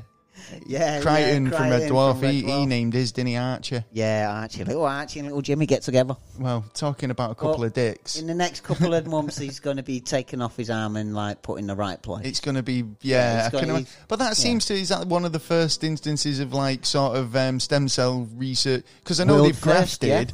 I mean, they've grafted, body ears onto mice and stuff like that. Yeah, but I mean... But this is the first time ever in the world. So Jimmy's got a new gig? Yeah, but he might have it sewn on, but does it work, son? Does it work? It's got to work first before it's, Well, no point having it there. I'm sure they'll be able to connect up all the plumbing. Well, you don't. Honestly. You don't. Yeah. Yeah, I think they know a bit about the body by now to do at least maybe that. a little bit. Yeah. Surely. Yeah. Surely. Well, like I say, talking about two cocks, we've got these two men here who robbed a US convenience store whilst wearing watermelons on their head. Hey, top disguise, cheap and cheerful. Cheap, really. Well, how much are melons? Well, you're going to have a soggy head, aren't you? Yeah. They might. Yeah, but they're empty at first, I would have thought. Well, I would imagine they would have scooped it out. Well, police in Virginia took to social media on Saturday in hopes to finding the two melon-clad robbers of the convenience store on May the 6th. Fucking idiots, mate. I mean, fucking lemons. Surveillance cameras caught the two in the act, and they managed to kind of authenticate scooping a lemon. I'm saying lemon here. It's melon, isn't it? Fucking brilliant disguise, mate. They've got eye holes and everything. It's quality. It's so GTA. Some time doing that, it's so GTA. It's untrue. Yeah, that's true. It's like, what can we wear as a disguise? Yeah, I've got these watermelons. Oh, well. I mean, is it two or is it one cut in half? It was just a big one. I think it might have been one each. Yeah. It is... Because it'll look a bit dodgy, someone walking in, I'll have two of them, please, mate, right, I'm walking back out, and then come back in later on. Well, depends whether they bought it from the shop that they bought the watermelons from. Because you'd be like that, didn't I just sell you those watermelons half an hour ago? Never been in here before. Nah, mate, what are you talking about? Yeah. Give us your money. Scarpa, filth. Yeah, give me all your scratch-offs. Yeah. Well, yeah, give us all your scratches. I'm coming back in now with the pound ones. Have you heard about this? Passengers foot massage on planes. Oh, what? It's like, I'm in first class. Can you massage my feet, stewardess? Is it just first class? I'm assuming it's going to be first class. Yeah, it's going to be in it. He's leaving passengers gagging. When there was basically a video of a woman giving someone a foot massage during a flight. Has gone viral on social media. Left most people feeling a bit disgusted. Well, it could have been worse. Could have been sucking a toe. Yeah, well, it wasn't the flight attendant, at least. Well, Not got him right with new perks. Yeah. It's like, this is your new job today. today. Economy class, sir? No, you don't get a foot rub. No, sorry, you're scum. No. It looks like it was another passenger doing the rubbing, but it's the idea that you do these sort of things. Yeah. Here's an example of somebody not following conventionality. Yeah. And not being and doing what they fucking like, and thinking, do you know what? Right on, sister. I need a foot rub. Yeah. I need that foot rub. Yeah. Give it to me now, right? Yeah. I'm on a plane. Rub, who the fuck cares, man? My foot hurts. Yeah. Right? Yeah. Rub it. when you need to go, you gotta go. Yeah. Well, yeah. And it's like, who knows her circumstances? She might have had a bit of a cramp. It reminds me of chaos magic. What do you mean? As in. You set a goal, and no matter what's in between you and that goal, you go. The thing and is, aim for it. nothing doesn't come to you without a bit of hard work. Well, you know what I mean. Well, some people it does, but I mean, it's mainly lazy bastards. It just. But the idea is that you do all this stuff to better your situation, but usually, when you get more money, you get more bills. More money, more problems. Yeah, that's true. Biggie Smalls, go for it, Sean. Well, well, that's it. I mean, the idea being, he's like, she wasn't really asked about getting a foot rub on a plane. Yeah. And if if she can't be asked about that, it makes me think what I can't be asked about. Yeah, but it could have been a lot worse. Well, I've got some. Have you got any more news before we move on to NASA? I've got NASA, but go for it. I've got NASA. Have you? A bit of space news. I've got one. I only got one NASA. Well, it's not even fucking NASA, to be honest. Do you know what? I'm so sick of pop-ups. Oh, they're a pain in the ass. They're a pain in the ass, aren't they? Oh, yeah, and all this. Yeah, why you don't need to put adverts on? I well, no, because they don't even put the adverts in a place where, like... they put it right in the screen. And it's Google. It's ads by Google. Oh. I'm watching you. Yeah, that's it. Yeah, you say something, and they're going to be there going like, right, what did he say? He wants a trip in Blackpool, right? We're sending travel agents. Well, Actually, they've released a video, NASA, about astronauts showing how it's not all kind of rock and roll and glitz and glamour in space. All right, okay. It's basically shown from NASA's image, which from the ISS, which reveals astronauts undertaking spot of housekeeping on board the International Space Station, obviously in zero G, but doing a bit of tidying up. Yeah, you got to clean up behind you. And it's not exciting, but it's got a bit of a buzz on the old social media, and proves that space travel still has its domestic chores. Yes. Still got to do the washing up. Yeah. Even in outer space. Yeah. Hey, do you think Captain Kirk didn't do a bit of? No, he had to wash his uniform. Mini office. No. He was days on the Enterprise, right, and on the Millennium Falcon, right, where Han Solo had to wash his vest. Why would you have to wash it? You could get rid of it quite You're easily. looking very Han Solo today, actually. I'm just saying, check your outfit out there, and he's proper Han Solo in it. Oh, what the fuck? Yeah, Chewie. Yeah, you're looking kind of Chewie at the minute. I can't do the Chewie. I'm not doing it. So. Yeah, no, all you have to do is you could rematerialise another log. Done. What, just flush it? Just flush it out into space? Well, no. That would be my problem. It'd be like, where's all the plates? Well, there's plenty of space out there, isn't there? You know what I mean? Yeah, just throw it out the window. Yeah, no one will notice. Dash them out into the airlock. Yeah, nearest sun, throw it out, boom. Well, back to the planet. SpaceX launch has been delayed. Oh, again. Yeah, so Elon Musk and NASA have targeted a new launch date for the Crew 1 mission. SpaceX and NASA are targeting a new date, like say, for the Crew Dragon and International Space Station ISS visit. I think they're wise too. I think there's a lot of kind of weird weather at the moment. A lot of weird stuff going on as well. I think I don't know why they're saying it, but the launch will basically take a couple more cosmonauts and astronauts up to the ISS. I mean, why would you think that they're gonna postpone it? I think it's going to be later than October the 23rd, I think which was the date that they said. And obviously with the success of the demo, wouldn't you think? They're going to have to learn how to do it in all kinds of weather, and it's just not practical at the moment. It's not. They haven't got and they don't want to do too much too fast, because the reason why they stopped it in the first place was because one blown up. And there was other ones that would what happened with. It blew up. Yeah, Columbia. So you had that instance, then they stopped it, and it's only now they're starting to go back in, and they want to take step by step. I mean, I heard something, I'm going to check this out actually, that NASA actually had all the paperwork and everything planned from 1981 to actually be on Mars. Yeah, it was all the documents, everything was signed, everything was all ready to happen, but what actually happened to stop it? Mm-hmm. Barring the Cold War, I suppose. Yeah, I suppose so. Yeah. Fair point. Yeah. Have you got any more NASA news to talk about? Well, sadly, the telescope that goes looking for asteroids, and alien signals, has gone down. What happened as well? Because I was asking about this, because this is the biggest telescope pretty much known to man, isn't it? Araboa Observatory. Is this the one that they call Lucifer?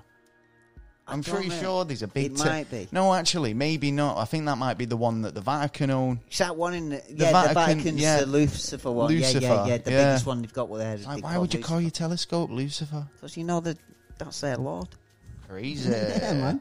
Yeah. Oh, well, yeah. Someone told me a really interesting conspiracy theory the other day that we might be covering in an upcoming episode. Ooh. And I thought, wow, this is interesting. Okay. Yeah. All right. So we'll be doing that. Yeah. But, apparently it went off at 2:45 on the Monday, the 10th of August. Right. And it was because of a metal cable snapped and took about 100 feet of the actual radar dish out. Fucking hell, so it was an actual fucking catastrophe. Yeah. No way. So how long before it's going to be back up and running? Oh, fuck knows, to be honest. Who knows? Back when they get the cable guy in. Hey! Yeah, that's if he's allowed to work. Corona. True. Well, no, he's probably working on it. It depends how. It's a big job. It's not going to just be a one-man operation. He's going to turn up and go, I've not got a long enough ladder here, love. And I need someone to hold the bottom of it. There is pretty big split. Two-man job. Yeah, definitely. And then they're going to have to put the cable up and that, and then they're going to have to do all the settings, make sure it's all right. Exactly, yeah. Get it all recalibrated and everything. I reckon it's going to be another year. They might even have to take the whole lot down and put it back up again. No way. Well, it depends on the calibrations of it. Yeah, true. How have they done it? Because they might have to... Was it just the array? I'm assuming it was just the dish. Well, it's a big dish inside, like, jungle.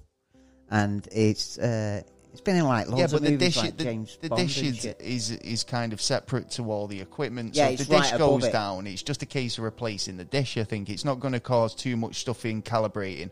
I mean, calibrating the dish's position. Yeah, but I'd imagine that they'd be moving that dish constantly anyway. To kind of check different regions of space, and so it must be quite easy to go. Where were we?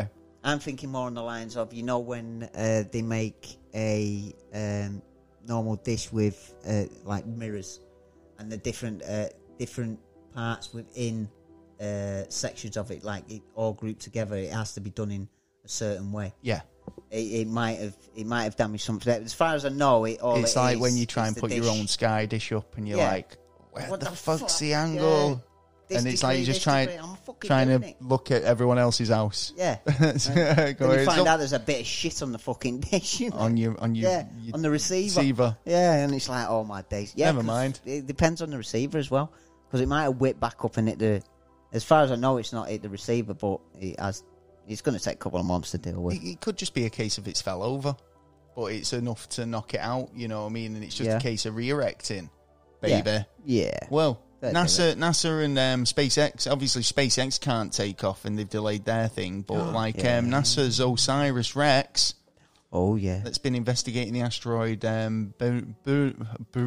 Baru. Yeah, is it Baru or Barunu? Barunu? I can't remember. It's that mad rock. Yeah, we've been talking about it for fucking 2 years. Mad rock. Like it's basically the mad rock that's crazy shaped. The snowman. Yeah. Yeah, the nut. The nut, So they've been looking at this. The OSIRIS-REx, it's been investigating. Yeah. Watching it. It's also been... So basically, it's been sharing pictures since 2018. Yeah. And basically now, it's about to touch down on the surface of the asteroid and take a sample and then return back to Earth. Yes. So this week, the OSIRIS-REx performs its final procedure. It's been doing quite a few tests, and then that's just to kind of get its get ready for its touchdown. Yeah, and then it's going to blast off back to Earth and with a bit of data. Yeah, hopefully we'll get some good results out of it. It's like it's made of gold. It just takes fucking time for it to come through, though. Well, they think that is the thing, and it's takes like years to calibrate and it'll be sat there for a bit before. Yeah. I mean, they'll get their hands on it and they'll be all excited, and then they'll start researching it, and then it'll be like, where are you up to 2 years down the line? It'll be like, oh, we're just thinking about maybe writing a paper on it, or giving some images. We've been 2 inches deep. We're trying to get further. Yeah, well, maybe not. Maybe it'll be a bit more. Hopefully a bit more. Well, again, it all depends on like the situation at the moment. Yeah. I mean, timeframes at the moment have kind of took a hit in terms of people's plans. NASA seems to be kind of still operating. They've got some sort of operation in force, but again, it's like research teams and lab people and all that stuff. Yeah. It's like who knows what's happening in those respects. It could be a case of that they're on minimal staff, and it's going to be a bit longer than we normally expect. Which is a long time usually. So, well, good luck to him. I hope it kind of works out and they're able to land on the bloody nut. Yeah. Hope they crack that nut. Yeah, I think they'll crack that nut. I think it's an easy shell. There's been a lot of different NASA news this week. There's been a UFO sighting. Oh, yeah. Actually, this isn't actually a UFO sighting. Well, they're claiming it's UFO researchers are claiming it, right? But they're saying that they found an elephant head, found in an official NASA photos on Mars, right? So the image shows basically the shape of an elephant, its head sticking out of kind of some concrete or something. It's really kind of like hard to believe. Pareidolia, is it? It is probably pareidolia. I mean, the idea that... I mean, don't get me wrong, there's a lot of different things that are coming out. It's like, look, I mean, the idea is it's light and shadows. I mean, that is one solid piece of rock. The fact that a bit of it's in shade makes it look like there's a trunk. Yeah. That is not an elephant. Yeah, and to even say that it is. I mean, what are you thinking? Yeah, is that where they come from? Seeing, are aliens actually elephants and they travelled down here? And you never know. Don't know. Maybe. Could be. Answers to the questions and more. Ooh, well, spooky. Well, the idea that there's an elephant on Mars. Yeah, I think it's highly unlikely, and like you said, I think it's just rock. I think it's just like. Well, like I say, alien researchers are basically saying that it's official NASA photo, and again, it's legit. I mean, yeah, fair enough. I can see that. I can see an elephant. Yeah. You can see it there, but unless you can get close. But also can lie on my back on a sunny day with the clouds up in the air and say, "Look, I can see." Pigs can fly. I can see a flying pig. Yeah. Oh yeah. Well, and a chopper goes by. Have you got anything else you want to talk about? I do. Go on. I'm disgusted. At what? The BBC. Oh, yeah. I am too, actually. BBC in fact, TV. We should have brought this up at the top of the fucking news stocks. But, I mean, we're going to be... It's the TV licence, isn't it? Right. Yeah. TV licence is... I mean, you know my opinion on it. The over 75s in the UK have been basically told that they now have to pay about £100, up to £100 a year for the privilege to watch terrestrial TV. Yeah. The BBC have, as if they don't need enough money, they've turned on the old age pensioners who they're always praising on the news for being like, war heroes and all the rest of it. And then taking the name brand. I think these guys have done their bit for the country. It's time to retire. Yep. Yeah, they should be able to watch the telly whenever they want, whatever they want to watch, right? And in solidarity to this, I think there's a lot of people who have, youngsters who are boycotting paying the TV licence. Just shut the door. You don't even have to answer your fucking question. The BBC claiming poverty have now, what is it? They've hired... 80,000 people. No, is it 800 warrant, like officers, agents? Yeah. Yeah, I think it's 8,000. It can't be 8,000. I think you find it is. Oh, I'll have to take your word for that. I thought it was 800. In a way, it's good for them because they're getting money for getting fuck all done. Well, yeah, because they're not going to get nothing. Because you get heavy-handed people who, they're like ex. Oh, and they're the knobheads. Ex this or that or the other, or they've got I've been hired because I'm a bailiff by trade or whatever. I'm not being funny. But it's like what they're doing there is they've hired, claiming poverty, but they can hire all these people, like you say, to do a job that is kind of unenforceable. Yeah, exactly. And unless you come into my door and saying I've got a warrant to check, which the judge won't sign, right? Then go away. You can totally tell him to get off your property. You've got no legal right to be here. Yeah. But the fact is, they're going to send people out to knock on your door and basically intimidate old people, right? That's appalling. Yeah. Oh, yeah. And the BBC employing tactics like this is fucking. I don't feel like I don't watch the BBC and I don't pay my TV license. Nope. Don't pay it, people. Just boycott the fuckers. Yeah. People go on about defunding things. Yeah. Defund them. They can't do nothing. Just shut the door. And then, in fact, you can charge them for asking for your information. Oh. Yeah. Well, I checked into it. We were talking about this the other day, and you talked about it a lot. Yeah, and you were saying like they haven't got the right to come into the property. Now, I went and searched for this. All right, go on. Right, well, actually, under the Broadcasting Act, section 1464. Yeah, I've read the Broadcasting Act. Yeah. Section 8.1 gives them the right. From 2009, gives them the right to get a warrant. Now, the thing is, up to the judge to sign that warrant. If he signs that warrant, it'd be done unlawfully, so it won't be able to count anyway. Right, okay. Because if they're not getting any information off you, like you tell them your name and then they can go off because you've set off a contract. you open the door... I'm not set up a contract with nobody. I mean, you're just telling me because I live at an address that I'm liable for this receiving of a transmission. Now, you can argue I use my TV for other purposes or watch DVDs or play games. Don't necessarily. How self-fucking, up your own arse are you that you think that if I own a TV in this day and age of Netflix and everything else, that I will be watching your service? I mean, even in the digital age, you'd think that, if I don't want a service, switch me off. Or stop me from getting the signal. Then fair dues, I don't need it. All right, I'm not hankering for the next episode of EastEnders.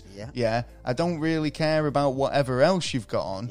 It's like, well, why should I pay for a service that I don't use? Exactly. It's forcible payment. But that's my opinion. The idea that you're going to turn around to old people who have been getting it for free all this time and say, I know you're having a hard time at the moment, and it's you're probably self-isolating, and you're on your own. Anyway. And the only comfort's probably the internet and your TV. And you're turning around and going, but we're going to stick an extra £100 on that. Sorry. Increasing their bills. It's like you're fucking appalling. It's like you should really, at the end of the day, have none of these guys got old grandparents that are going to be affected by this decision? Well, there's not only that, it goes also and how much money you're actually going to save by doing this or generate by get doing rid of them channels you just fucking made up to make that money. You don't rid of it. Remember it was just BBC 1 and 2, and now what is it? You're just you got rid. The only other one that they did have that was actually appealing to me was BBC 3, and they got rid of that. Well, so but they put get rid of the others. We'll do the same with it. You can save money in that way. You don't have to go and rob Peter to fucking pay Paul. Well, I don't know. I just think generally they don't need to keep us in this situation where we've got to pay for something that you don't want. That means you can't watch BBC News. So all the information you want to try and find out about what's been going on, up to date demand on what's going on, or if there is an emergency down the road and you want to see what's going on and you can't because you haven't got a TV licence. Oh, yeah. Or what about Parliament when they're all arguing over Brexit? Generally, that's all over YouTube now and all, but it's like, most channels cover that stuff. But of course. If it was live 24/7, but that's another thing. Would you need a licence? Well, it's almost like for fucking years. It's almost like you're being... no, because the law is that you can't watch live broadcasts. Yeah, but they are live. But again, they're not live. That's what I'm saying. It's not live. Or 10 minutes after. It's not live. So a lot of TV is pre-recorded. And then you've got stuff like, if you want to argue a delay, it's not truly live. Nothing's truly live. There is no actual number it's not where instant. it comes live to not being live. Well, is it 2 seconds? Is it 10 minutes? That's what I'm saying. There is no actual guidelines. There is no guidelines to it, so it's like you can't say it's live or not, but that's what you're paying for, live broadcasts. And considering most of the shit on TV's repeats, then you're definitely not watching live broadcasts. So, without a doubt. It's a complicated situation. Well, it is a taxing law according to the law. A taxing law it is. It's taxing on me. A taxing law. So, anyway. It's fucking frightening, mate. Well, we've got a featured podcast. Final week for the Lady Justice on our feature of the month. Yeah. She's a true crime podcaster. Oh, yeah. Takes a look at the fascinating cases, both past and present. So, check out a promo right now. Hello, my lovelies. My name is Chantel, and I'm the host over at Lady Justice True Crime. Lady Justice is a weekly podcast that covers fascinating cases, both past and present, from around the UK and Ireland. Some of them are strange, many are unbelievable, all of them are completely unique and are someone's story. So please come join me on Apple, Spotify, or wherever you get your podcasts. There you go. Hope you enjoyed it. Find Lady Justice wherever you get your podcast. Hook up. And you can check out some true crime goodness. Yeah, man. Scary always stuff. Good to look at a bit of crime. We've had some listener questions in this week. Oh, yeah. So many questions. Loving it. Oh, my days. Some of these is ridiculous. We had a lot of questions about GIFs. Gifts? Yeah. Gift gaff? They were a bit late. I do apologise, but yeah, you were a bit late, but I just thought it was a bit strange that we got gift questions. Like, what was our favourite gift? Do you like cartoon gifts? What? Or people gifts? People gifts. What gift defines you as a person? Oh, well, we got some questions anyway. Yeah. First one. Yeah. It's a question for you. Oh, right. Oh, man. And this is from the Sandwiches at Irregular Hours podcast. Oh, yeah, I like good sandwich. I do at Irregular Hours as well. Do you know what I mean? You can't beat a good sandwich. Yeah. Get a sandwich. Bit cheese, bit jam, maybe, or... I want a sandwich. Brown sauce anyway, sandwich, yeah. What are your feelings about B-days, bidets? B-days, well, to be honest, I don't like things squirting in my ass. I'll be honest with you. I don't want... Look, wipe's good enough and a shower, bang. So, I think they're quite... unless you're waking up with shitload of skid marks in the morning, then, then to be honest, I don't think you need one. I think, like... Waste of water as well, I think in terms of, like, what it does and, space it takes up... Yeah. It's a bit, like, unnecessary. Yeah, I think if it was incorporated into your toilet, it'd be something that you probably wouldn't use that often. Yeah, well, unless it was one of those automatic things where it was like, shit, complete, spray. Pss, pss, yeah, I think you're right. I think in one way, if I go and move into a house and it's got one, it's a fancy house. I don't think I'd be bothered to, like, move it out. Yeah, but if probably I moved into a house it. and I didn't have one, I wouldn't change it either. So I suppose it's the character of my house. So basically, he's on the fence. Yeah. On the face, but I don't like one thing's for sure, he doesn't like squirting up his ass. I don't know. Keep that brown olive. Okay. Got a question here from Dunk. He said, who'd win in a fight between Mike Tyson in his prime and a silverback gorilla? Oh, that's a challenge. I don't know. I reckon the gorilla. I reckon so too. I reckon one punch fucking Mike Tyson's head would fall off. Go fucking wild on his ass. But then again, he's got a powerful punch. It depends who punched first. Do you think he'd knock a gorilla out? Yeah, I think he could knock a gorilla out. I think it's whoever does the first punch to the face. You only need 4.5 pounds of pressure to knock someone out. A gorilla's not... I don't know, right? Yeah, a gorilla's going to be the set. Get that fuck. If it saw Mike Tyson running at it, what if it went all fucking you can't run at it. You're going to have to sneak up with the bastard and go like, well, in that case, shoulder tap. Yeah, fucking having you. Get the drop on a gorilla. Drug him. I drug his water or his little lemon he's drinking. I'll put vodka in the lemon. You fight dirty, you. Yeah. It's like, the rot the bastard, just sneak up on him. What would you do? What would you do against a gorilla? Or Mike Tyson? I'd drug the fucker first. Oh my days. Yeah. So this is it. Taylor will go, right, in a ninja style with the chloroform, right? It'd sneak up on it, drug it. Yeah. That's it. And just stand there with my foot on its shoulder going, look, I knocked the fucker out. Alternative, roofie it. Definitely roofing. Yeah. I don't want it to remember afterwards now, do I really? Yeah, I want to run away and get out of the country before then. Did you reckon it would? Gorilla. I think it'd go a bit fucking like shit on his ass. First punch. The first punch. It's not a case of punching. A gorilla would just go wild. I mean, Mike Tyson's got a strong punch, man, but he's not got the wild animal. He's not like killer instinct. I still think he'd knock the gorilla's ass. Not in a wild killer instinct jungle law. Oh, well, if you're brawling, I know he's a good brawler, but yeah, the gorilla would definitely fucking splatter him. Well, cheers for the question, Duncan. Yeah, that's a good... Here's one. From Joshua David. Ooh, go, he Josh. says, why do people find it so hard to believe it's not butter? Oh, because it's not. It's because it's not. I don't know. I don't know. What is it then? It's just margarine, it's synthetic bullshit. No, probably going to clog up your arteries. Well, it's not butter. Yeah, well... Butter's good, but there is margies out there that are quite, they're good on toast. You can't argue. Bit of jam.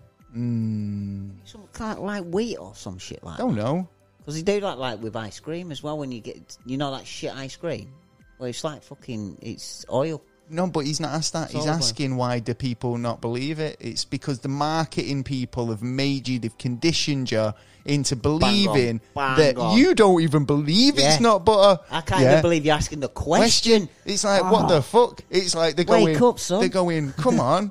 You can't believe it. It's another example of social conditioning where you've been told that you can't believe that's not butter, when in fact you can perfectly believe it's not butter because it's not. It's not. It's piss in the basket. There you go. Yeah. So there you go. Hope that answered your question. Yeah. Cheers for that. Joshua? Yeah, it was a good chat, that. Got one from David. Go on, David. So he asks, out of Marvel and DC Comics, which is better... I mean, he leaves this open-ended. Yeah, he says, which is better, Batman or... Well, Superman, obviously. Do you think Superman? I mean, Superman's like, you know, he's got eyes that go laser. He's got strength. He can fly. Yeah, no, I mean, you know, no qualms there. But I mean, time travel by reverse. It's like my answer to that question is like, there's someone better than Batman. Yeah, of course. Just told you. Who? Superman. No. At least he's got powers. Like Batman's like he's got gadgets. Where is he without the gadgets? I don't know. These other superheroes that probably smoke Superman and Batman. I don't know, but it's like, well, don't get me gonna wrong. Get down a rabbit hole here because do you know what? This is reminiscent of the Superman Goku argument I had with Courtney for about 2 years. Did you win? Well, we fought each other's side valiantly, to be honest. In the battle. But like, we went as far as Superman Prime and beyond. It was like the ultimate versions of, because the idea of what each of them are both limitless potential. Yeah. So it's like, how far can you take it before limitless potential is just destroying the fucking universe? And who's the winner? It's like... Well, yeah, eventually I would imagine everything would be destroyed by them or by their actions, their power. Yeah. Do you know what I mean? So it's like, it's a pointless argument, but obviously Superman would win. Yeah, so, I'll go with that, Superman, So, yeah, hope that answered some of your question. I'm gonna, and it's not Goku. It's not Goku? It's not Goku. Batman. I'm going to just say Batman. Yeah, Batman. Yeah. Michael Keaton returns. You heard it here probably first. I said it time ago. Yeah, you did. Yeah. I think you might be right. I think that might be a good choice as well, to be honest. Well, he might be returning, actually, as Batman. Yeah? In a movie. Oh, Batman with his wrinkly movie somewhere. Moving his wrinkly old ass down the road. We got this question. And this is going to be the shortest answer. Okay. What do we think of the flat Earth? Fucking hell. I'll just tell you, it's a waste of time. It's not. Yeah. There you go. I think that just clears everything. And we've got an episode about it, so go and check that out. Yeah. You'll get more in depth of what we think about that there. Oh, this one's a good question. From I Understand That Reference podcast. Oh. They ask, have you ever been to Ireland and had a pint of Guinness there? Sadly not. I have. I've been to Ireland Guinness, loads of times. I haven't been to Ireland, right? No. I've actually been to Ireland and had a pint of Guinness in Dublin. I'm hoping to travel after this corona pisses off to go over and have a nice little Guinness in a nice little... Do it. Ireland's decent. You can go, get there by about breakfast time. And then I've often wanted to go to Ireland. It's just I haven't had the time. I go quite a lot with work, boys. Like, I'm in Belfast, so when I go over... But, like, I've been to Dublin and I've visited the Guinness factory. And it's funny, actually, because I was mentioning this before. It's got bullet holes on the walls outside when it was all kicking off. Yeah, and, Black Friday. But you can go and grab a pint there, and lovely people, lovely town. Yeah. In fact, I got a tattoo in Dublin. You know, I often after a few pints of Guinness. It was a crazy one. There's questions for this week. Hope you enjoyed. Thank you for getting involved. Yeah, thank you. Hope to listen to some more questions. Yeah, in fact, keep them coming. Obviously, you can still submit your questions over on the 100th episode page over on the website, neverastraightanswer.co.uk. And obviously, the live stream's up. Yes, there. It is. It's not live yet, obviously, but it's scheduled. Yes. So get over onto that page and set a reminder. Press that notification bell, and you'll get a notification when we're about to go live.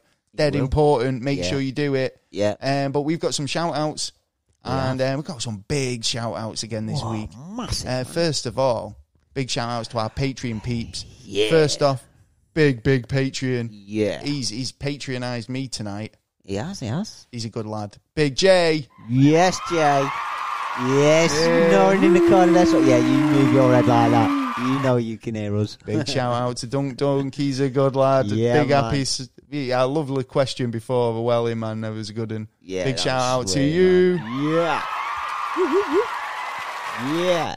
Big shout out to Jessie G. Yes, Hope Jessie. you're doing well. Yeah, girl. Take care, girl. Yeah. Big shout out to Tiny Elvis himself, Mr. Swoosh. Swooshy, wooshy. Take your dog for a walk. He loves his dog. Big shout out to Chantel. Yes, Chantel. Hello.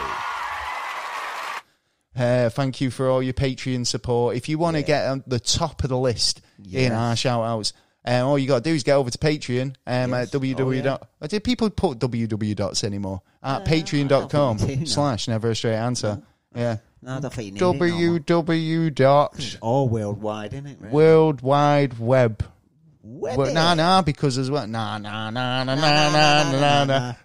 Right, because when we get to the moon, and we need internet there, what we're going to call it, the world's wide webs. That's funny enough, they're actually on the trail of doing that. Are they? Yeah, they're looking at that's one of the next steps to do. Internet on the moon. Yeah, where you can have I it in need space. a mobile signal. Yeah, well, this is Honourable gonna be an issue. mentions. Yeah, he's going to be in charge as well. We got some honourable mentions this week. Big shout out to Harriet. Yes, Gareth. Keep on trucking, man. son. Glad that you're back on the road and listening. Yeah, I love your message. Big shout out to Big Papa, Mr. Crabtree. Yes, missing you, bro. The Duke of Marmalade from all the way from Connecticut. Duke. Brian. Yes, Brian. Give a shout out to Jimmy and Jim and Tom. Jimmy. Og. Tom. Yeah.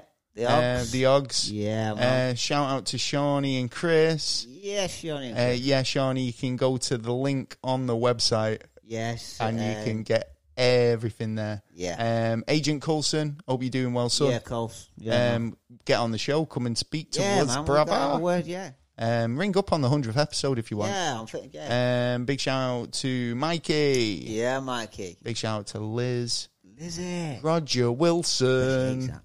Well said. Susie G. Yes, Susie. And the Possum Belly Band. The Possum Belly Band. Oh, yeah, you got to listen to them. Got belly. Plus, Big Red Jake. Yes, Jake. Yes. And we got some podcast recommends. He's looking a bit buff at the minute. He's hench at the minute, yeah, isn't he? He's turning into a fucking he's I'll be into the action movie scene soon. Yes. Ow. Get me I need to eat another chopper. Big shout outs to all these podcasts that we love. Yes, and you know what, right? If you want to listen to some great podcasts, these are what you got to listen to. Listen to the Bacon Games. Bacon. The Main Dame. I understand that reference podcast. I do understand. The Darkness Has the Answers. It does. Revere True Crime podcast. Revered. Round and About pod. Round. Beyond the Rainbow. Beyond. I don't know. Yeah, Beyond the Rainbow. That sounds like a Julie Gart. Like, is it going somewhere over the rainbow? Yeah. Fun with Friends pod. Oh, fun. These guys are cool. The Pod Ask You pod. Ask You? Yeah, Pod Ask You. Like, ask you. Oh, I like it. I like it. It's good name. I like I like its origins too. Yeah. Drink Drunk Dead podcast. I bet they're having some fun. They are indeed. Family Council. Oh, they're probably having a few chats. Yeah, unless it's like bit. those ones on YouTube where it's like, stepmom and stuff like that. Oh. Family Council. Getting naughty. I don't think it's... And then that leads me to the Infectious Glove podcast. Oh, that's a bit infectious. I know, yeah. That was fucking gammy glove on the road. Yeah, it got corona on it. What was it? Someone was telling me about gloves. Thanks for coming. A RuPaul Drag Race podcast. Well, RuPaul Drag Race podcast. Yeah. Killer Rabbit. Yeah, Killer Rabbit. Yeah, man. You're looking forward to your next episode. Geekdom Fancast. Geekdom, yeah, man. Tennish podcast. Definitely. The Deep in History podcast. Deep in History, yeah, man. Straight to DVD podcast.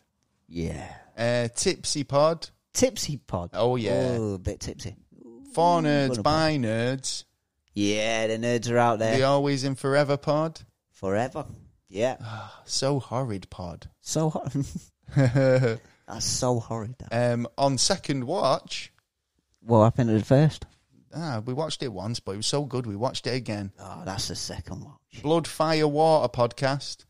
Blood, Fire, Water. I like that. That's like that group. What is it? Blood Gang. Earth, Wind and Fire. Yeah, I like it. Yeah. Malice pod.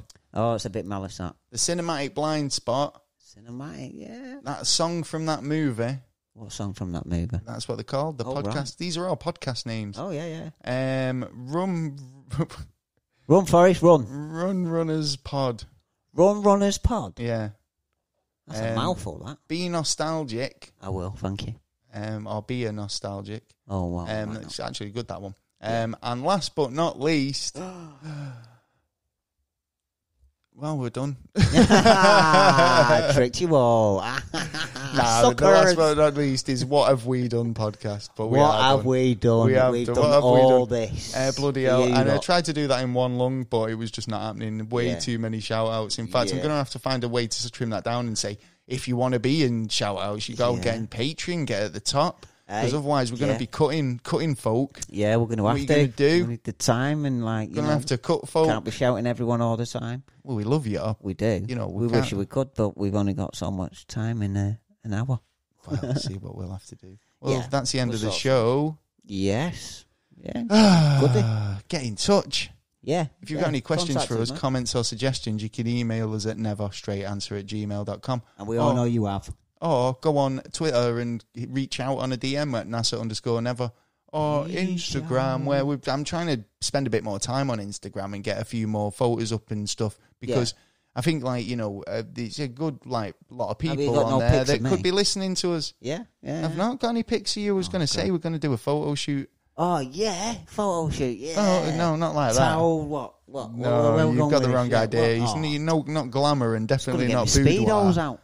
Not a chance. Well, like I say, if you want to get in touch just for a chat, I know it's a fucking hard time for some people. A lot of people have gone back to work, but some haven't. And if you want to reach out and just get in touch, we're here for you. Plus, if you like what we do, just, fucking have a chat. It's good stuff. Yeah. How your system? We're available on Patreon at patreon.com/neverstraightanswer. We'd love to see we're more. available wherever you get your podcast fix. Yeah. We are fixed everywhere. Also, make sure you subscribe over on YouTube because we're going to be doing our live show in a couple of weeks' time. You don't want to miss that. It's going to be fun. I'm hoping. Great. So, podcast marathon coming on. I think we've talked enough, bent your ears enough for tonight. That's it. Yeah. I've been Gaz. No, I've been Taylor. And peace out. Peace out. We got that right. Peace. Oh. Say. Chips.